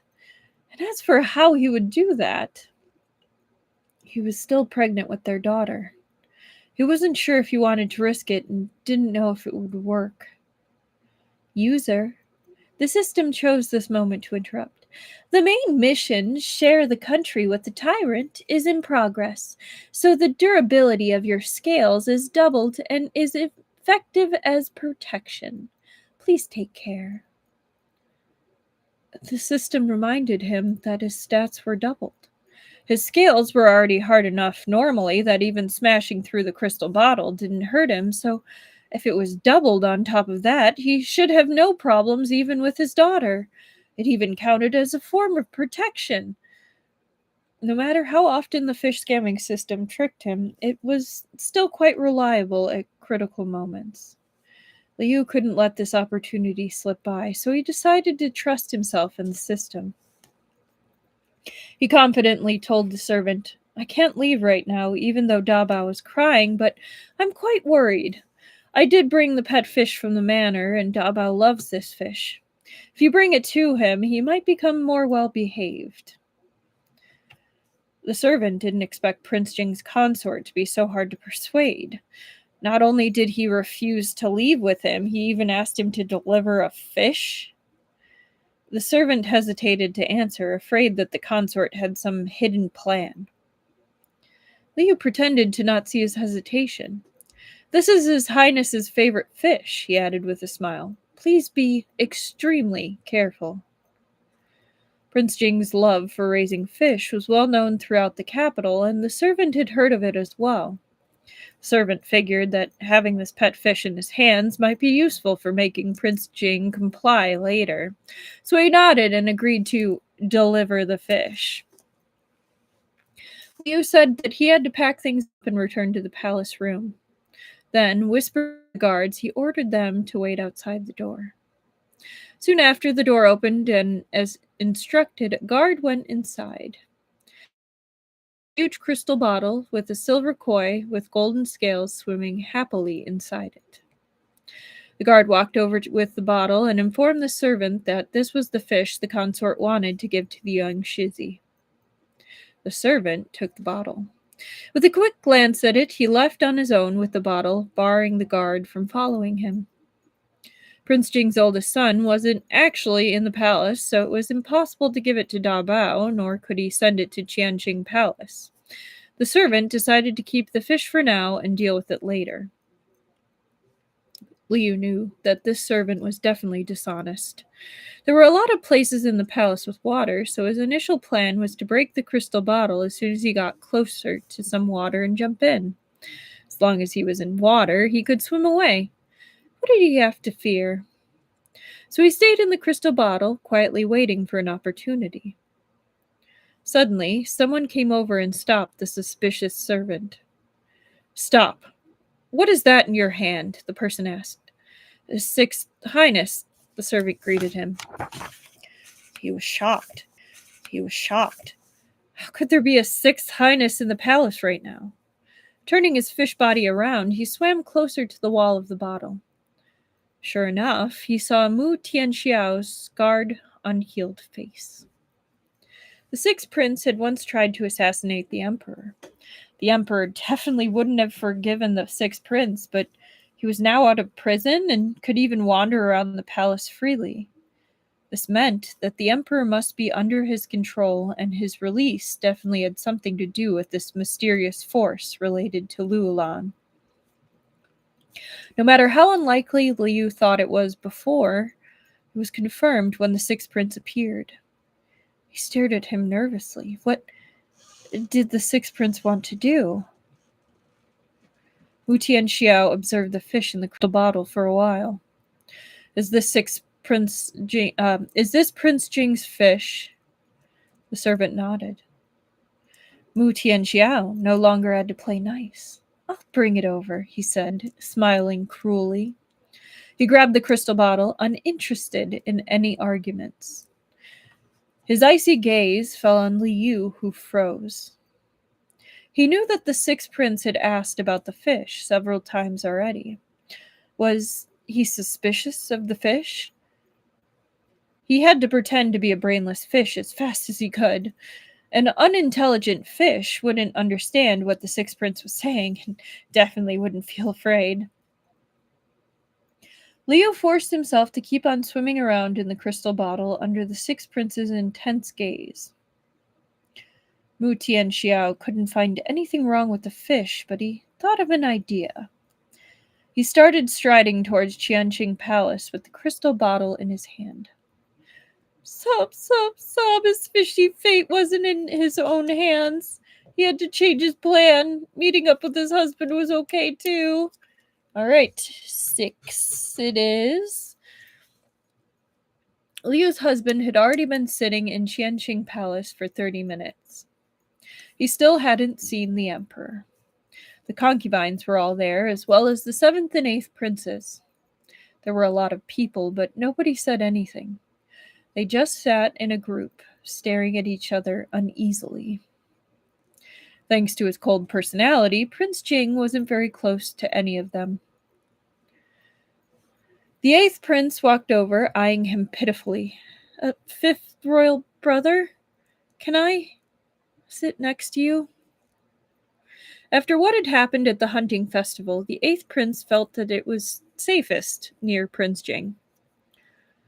Prince Jing smiled slightly and nodded, letting him sit. That's kind of sweet. Like, I like it. Soon, the 7th prince trotted over and sat next to the 8th prince. There was a noise from deeper within the hall, and a servant announced, "The Emperor is here!" Prince Jing focused in, and not long after, the Emperor emerged, surrounded by a bunch of servants. Prince Jing observed carefully that the Emperor looked pale and in poor spirits. Consort Zhang was standing behind him, and behind her was noble Lady Chu. The Emperor seemed as if he was actually gravely ill. He needed help after taking just a few steps, and his breathing was labored. The Emperor quickly sat on the dragon throne, and a servant placed a cup of tea next to his hand. Right, it is cute that Prince Jing is being nice to the kids. Like, he's never really had a quarrel with them.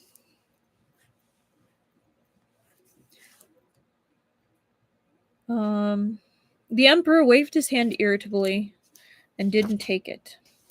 The servant put it on the table in front of the Emperor and moved to the side. Not long after, Consort Zhang came over to pick up the cup of tea and personally put it next to his lips.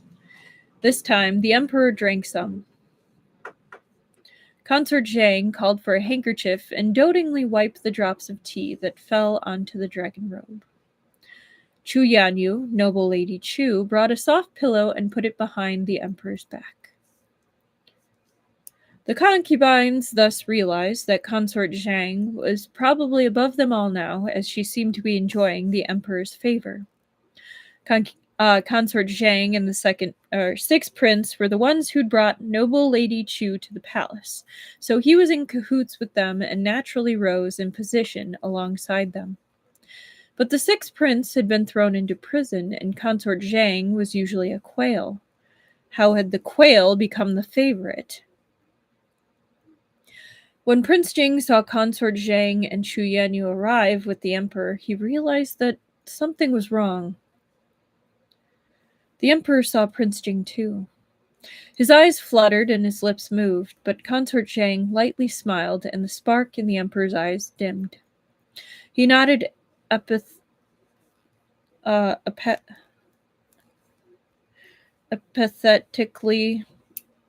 at Prince Jing.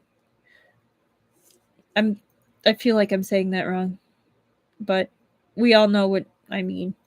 Prince Jing noticed the slight change in the Emperor's expression. Wait. Was that just the flashing lights in the background, or did the stream... How's the connection?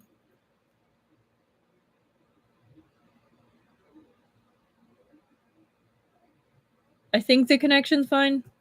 It's okay?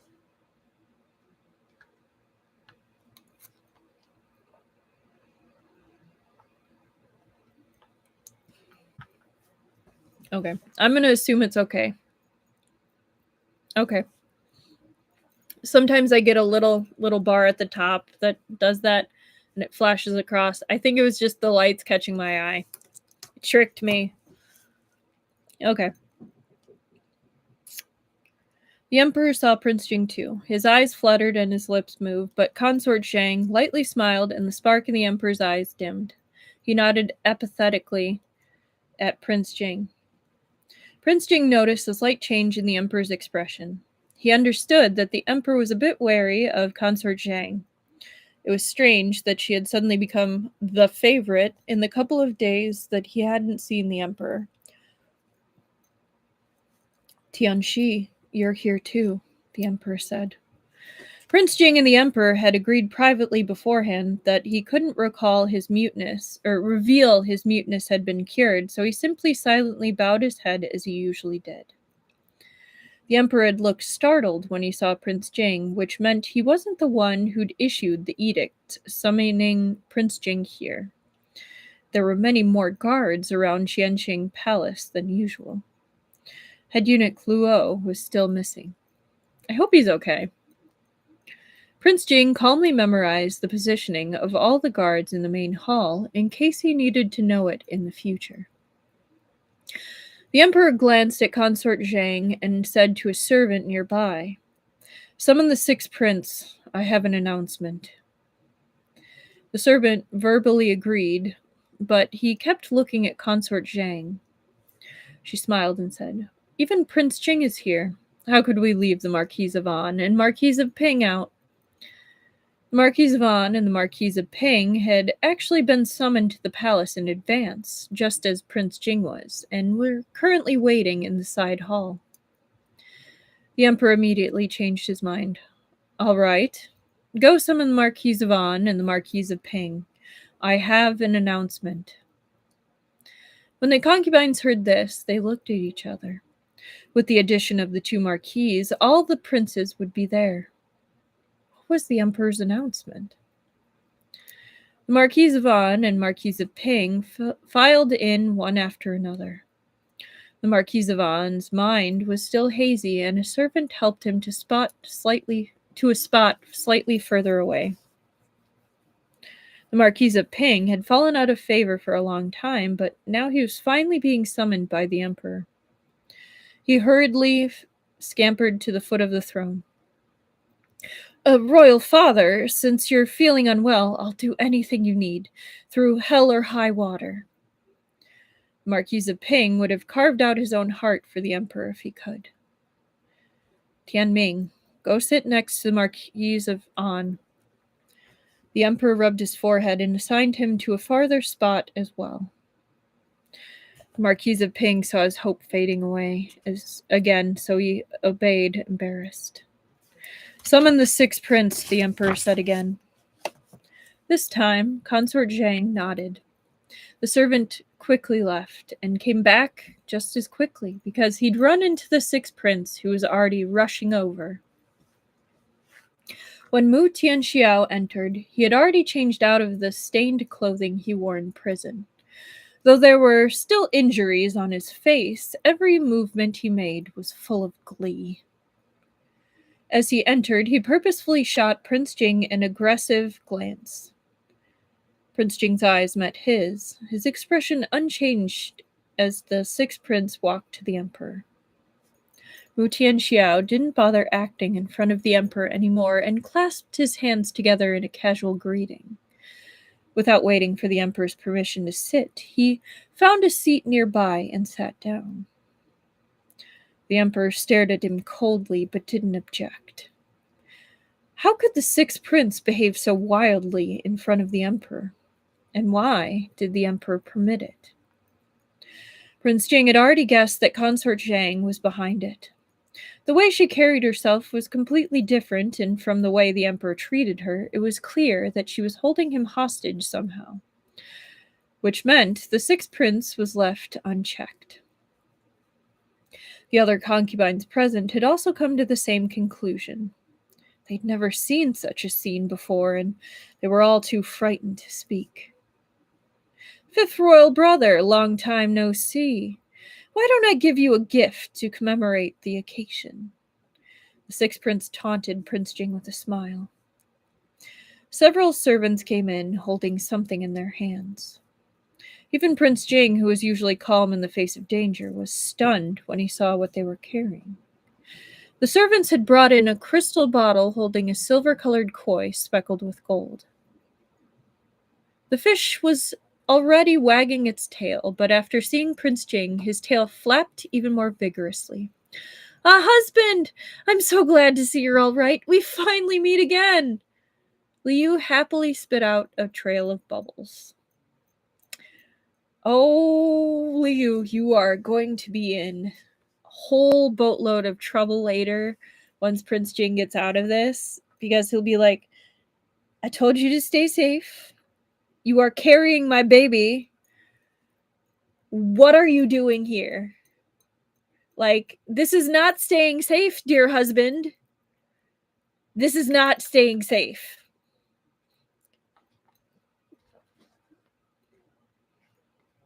He's going to be put on bed rest for the next 9 months.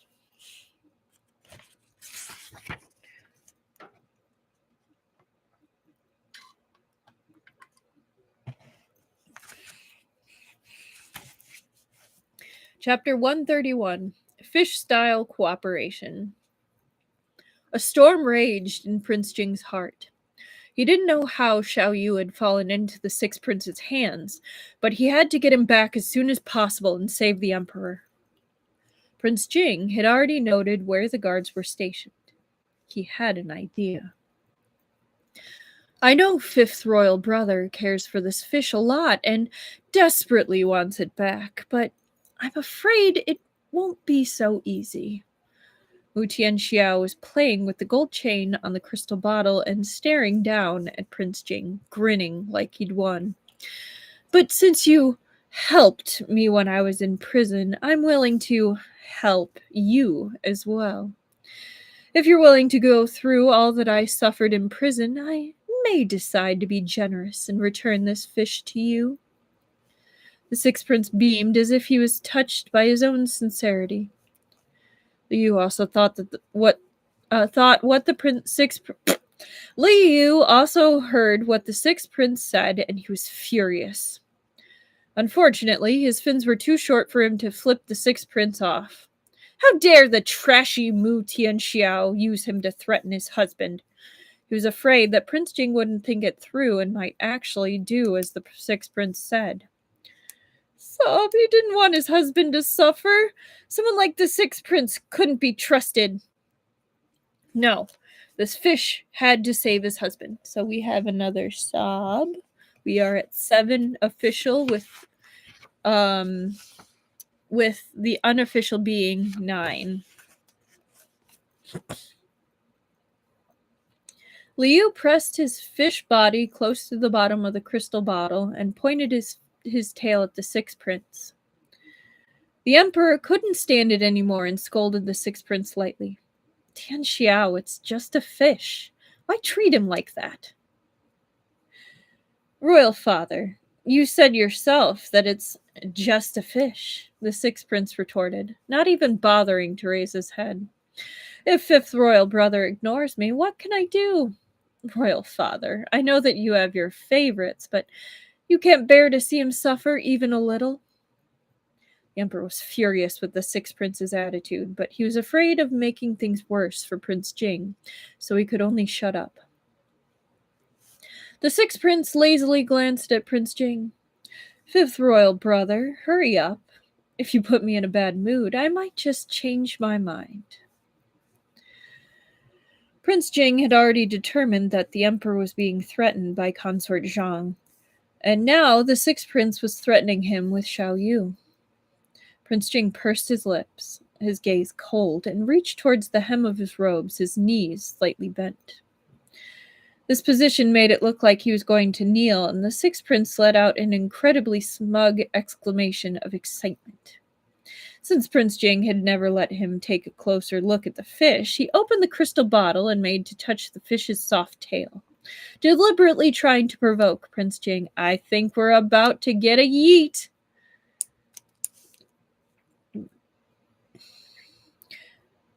He wanted Prince Jing to personally experience what it was like for everything to be under the Sixth Prince's control.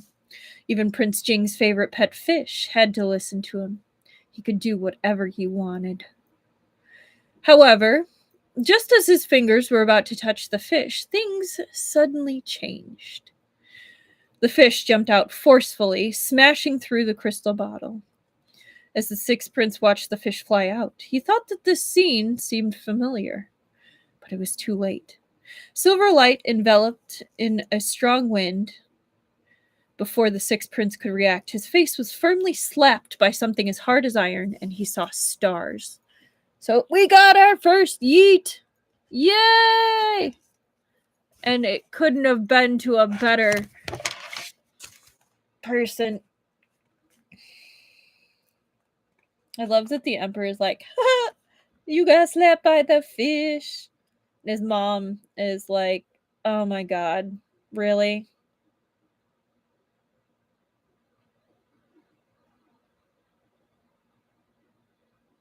I love Liu's expression. He's like, bitch. Those angry eyes. He's like, excuse me, what did you say to my husband? Fish slap, that's where it's at. That's right. The sixth prince cupped his stinging face, stunned. Prince Jing's fish had not only broken out of the crystal bottle, he realized belatedly, but it had slapped him ferociously, with that harmless, soft-looking fishtail. The fish didn't stop after that slap. It kept flapping about midair. While the sixth prince was still dazed, the fish slapped him a second time at lightning speed. So I'm going to count that as 2 because I appreciate that he slapped him twice. After 2 successive loud slapping sounds shook the quiet of Qianqing Palace, the sixth prince's cheeks began to visibly swell. Everyone present heard and saw that the sixth prince had been slapped by a fish for some reason. Consort Zhang knit her brows, and the emperor tried his best to keep it together so his lips wouldn't curl into a smile. He failed. The Marquis of An, who was a little farther away, saw everything as well. In his confused mind, he thought the scene seemed a bit familiar, and he clapped, laughing. Good slap! Good slap! The sixth prince was about to start cursing when he noticed a figure flashing before him. Something was wrong. When the fish broke out of the crystal bottle, Prince Jing had pulled a sharp dagger out from his boot and stabbed several nearby guards. While the sixth prince was simmering in his anger and disbelief of being slapped by a fish, Prince Jing had already put the dagger to his neck. That was how skilled Prince Jing was. He had managed to restrain the sixth prince under everyone's noses. What are you trying to do? Wu Tianxiao gulped, terrified by the cold light of the dagger. He could use chains to choke his own wife without hesitation, but when a dagger was held to his own throat, he was so scared his legs turned to jelly. But who wouldn't be afraid under such circumstances? With one hand, Liu held the dagger against the sixth prince's throat, and with the other he caught the fish midair with his sleeve. Liu knew that the emperor was being coerced and that Prince Jing needed an opportunity to strike. He also couldn't stand the thought of being touched by the sixth prince, so he decided he might as well be the one to create some unexpected chaos. Prince Jing cleaned up after him often before, so he was no stranger to Liu's antics. Before Liu broke out of the crystal bottle, he'd noticed Prince Jing pause slightly as if he was planning something, so he did his best to help Prince Jing distract the sixth prince. Teamwork! Liu had spotted a thick cotton blanket on the ground, so he jumped in that direction and tried to protect his stomach. His original plan was to land on the blanket after he slapped the sixth prince. Since Prince Jing had a hidden weapon, he would definitely take advantage of this opportunity, and Liu could jump into the corner during the chaos and take out some of the water in his inventory. Teamwork definitely does make the dream work, Esper lady.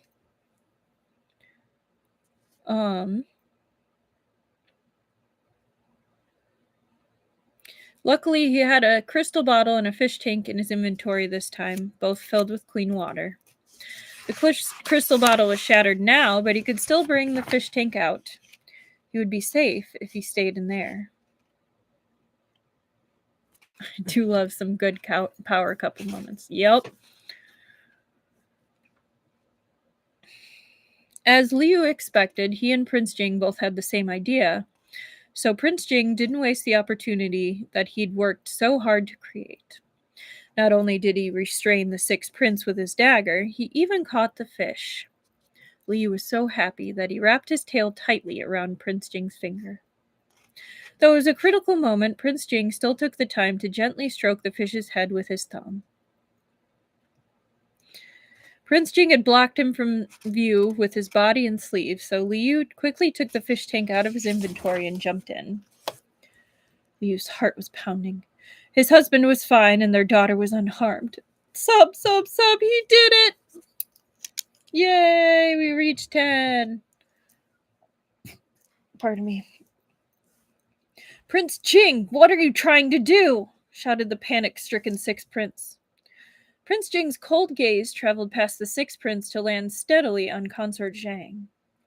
Let go of royal father, he said in a deep voice. The sixth prince was Consort Zhang's son. If Consort Zhang could hold the emperor hostage, then Prince Jing could hold the sixth prince hostage to negotiate with her. The sixth prince froze at the sound of Prince Jing's hoarse voice. He glanced at him, trembling. Wasn't Prince Jing born mute? How could he speak? Everyone else turned pale with shock too. So Prince Jing's muteness could be cured. Qianqing Palace was full of Consort Zhang's people. The other concubines were being held hostage by her as well, so they were quite happy for Prince Jing to save the emperor. They all quietly hoped that Prince Jing could succeed. The eighth prince's gaze was bright. He was still a child, so he was paying attention to something different from everyone else. While Prince Jing restrained the sixth prince, what the eighth prince saw was Prince Jing hiding a fish tank behind his sleeve. He didn't know where the fish tank had come from, but the fish that had just slapped the sixth prince must have fallen into the tank. If fifth royal brother was going to fight sixth royal brother, what about the fish? The eighth prince really wanted to help Prince Jing, so despite Concubine Lu's repeated protest, he snuck over, picked up the fish tank, and ran back. He was short, and he was just a child, so nobody stopped him. The eighth prince hugged the fish tank and wouldn't let go. Prince Jing started to see this younger brother of his in a new light. Of course, that's why he starts really liking his brother. With nothing left to worry about, Prince Jing turned back to Consort Zhang and said, "Let royal father go." The dagger pressed deeper into the sixth prince's throat, and a thin line of bright red blood started to bead on his skin. The sixth prince began to scream in pain. "Mother, save me!" Right, go, baby, go. Yeah. The sixth prince was afraid Prince Jing would actually kill him, and he hoped that Consort Zhang would come to his aid. But her expression remained dark, and she stayed silent. The sixth prince started to become uneasy. He had been taken out of prison suddenly and told that his mother, Consort Zhang, had gained power. Mu Tianxiao didn't believe it at first, but when he saw her sitting beside the emperor despite the emperor's obvious disgust, he had to believe it. This mother of his was no longer the disdained, useless, submissive woman he remembered. He didn't know when she had changed so much. But he welcomed this change. Since he was her son and she controlled the emperor, she would definitely help him take the throne. He just had to sit back and reap the benefits. But there was one thing he didn't understand. Why had she kept this hidden, and why didn't she help him when he was conspiring to seize the throne? Or had this been her plan all along? Considering that Prince Jing had defeated him and how much the emperor favored Prince Jing, the sixth prince's own plan never would have succeeded. It was only after he survived defeat, when the emperor and Prince Jing thought he was powerless and had lost completely, that Consort Zhang could take action and defeat them in one fell swoop. When he thought about it carefully, because she always pretended to be ignorant in front of him, he'd never suspected it at all.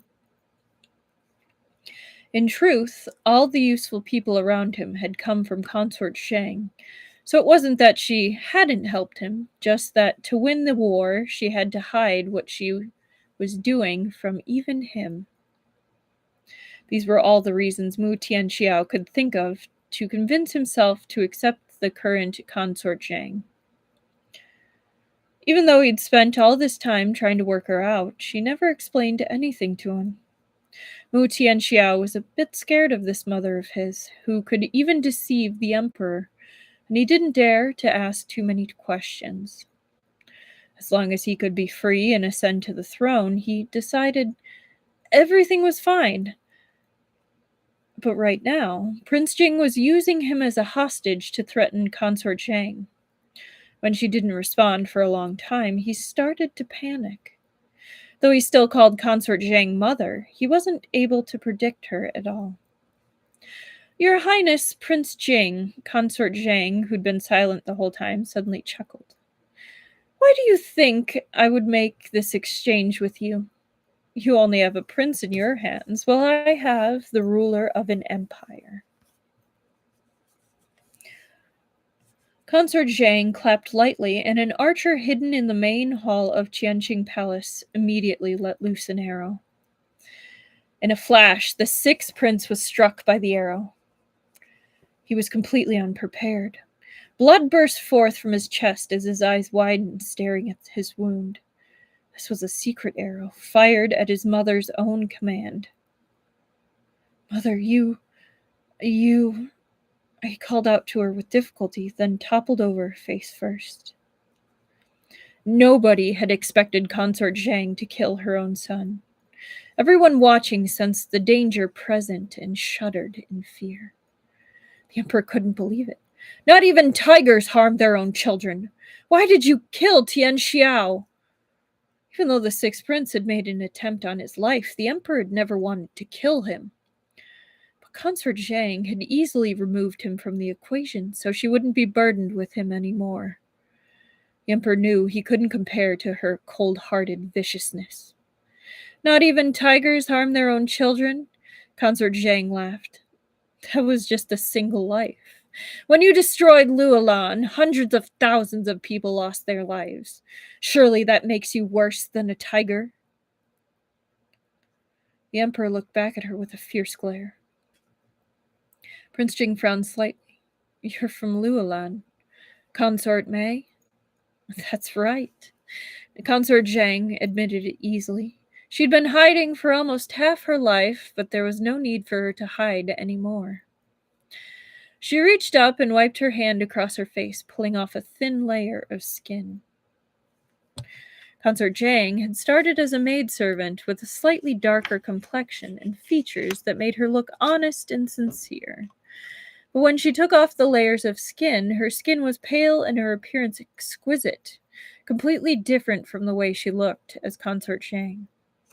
I am Consort Mei, she said, but I've never liked that title. I am the daughter of the ruler of Luolan. You can call me Princess Langjia. Liu had hypothesized with Prince Jing that whoever poisoned Prince Jing when he was born and kept trying to assassinate him might be related to Luolan or Consort Mei. But as it turned out, the supposedly dead Consort Mei wasn't dead at all.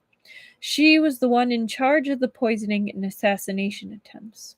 She'd been hiding in the palace all these years as the sixth prince's mother in a guise almost as transparent as glass. Her entire life must have been leading up to this moment, the moment she could exact her revenge on the Emperor. Then, how did Consort Mei, Princess Langjia, turn into Consort Zhang?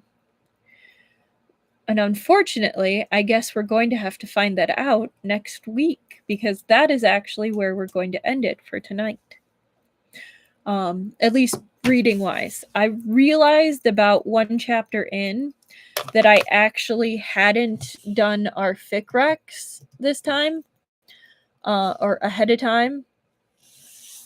So I'm actually going to do that now. But what a way to go into the weekend with dun dun dun. We now finally have our culprit for a lot of our plots been going on. But yeah. Big reveal! That's right, Esper Lady. Okay. I'm going to take a quick sip of water. Thank you, Truffle. I had fun. I'm going to do the recommendations real quick. So, my little intro. I was like, it's been a long week for me, but it's almost over. So I hope you all have had an all right week. Heck of a cliffhanger, right? why not? It's so good. Yeah.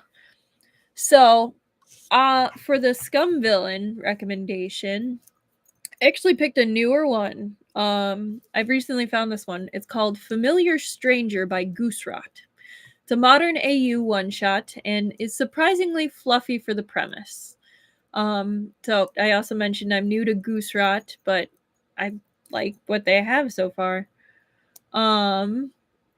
The summary is, after accidentally killing one of the most powerful criminals in the country in a tragic ice cream-related mishap, Shen Yuan is spirited away by witness protection to a foreign country. There, he meets a sweet stranger who, as the years pass, grows more and more familiar. Or, Shen Yuan's would-be assassin becomes his extremely overprotective boyfriend. It's just a one-shot, I believe. Yeah, it's a one-shot. So for the MDZS fic recommendation, I picked Token of Admiration by Truly Wicked. So Truly Wicked's another author. This one I've known for a while, and I like them a lot. This fic is set during the Cloud Recesses lecture arc, and it's a bit more of a lighthearted fic with lovely imagery and our main boys falling in love and actually being smart about it this time. Not taking like 7 books to get there. This one's actually a favorite of mine to go back to. Like if I just need something that's a little fluffy with some angst. But yeah. It is still actively being updated. It's not a complete fic. But it's definitely worth it. So the summary is, despite the wall of rules, Wei Wuxian feels at home in Yunshen Bushu, so Cloud Recesses. Whether it's the atmosphere or a certain stoic lawn is anyone's guess, but he knows he won't be allowed to stay. Lan Wangji might just have some opinions about that. So yeah, it's pretty cool. But good night. I hope everyone has a great weekend. I will see you on Tuesday. Our usual time. I'm just like, let me make sure. Oops. Let me make sure there's nothing crazy going on next week.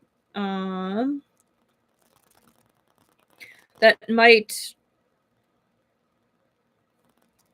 Nope. I'll see you Tuesday and Thursday. And Thursday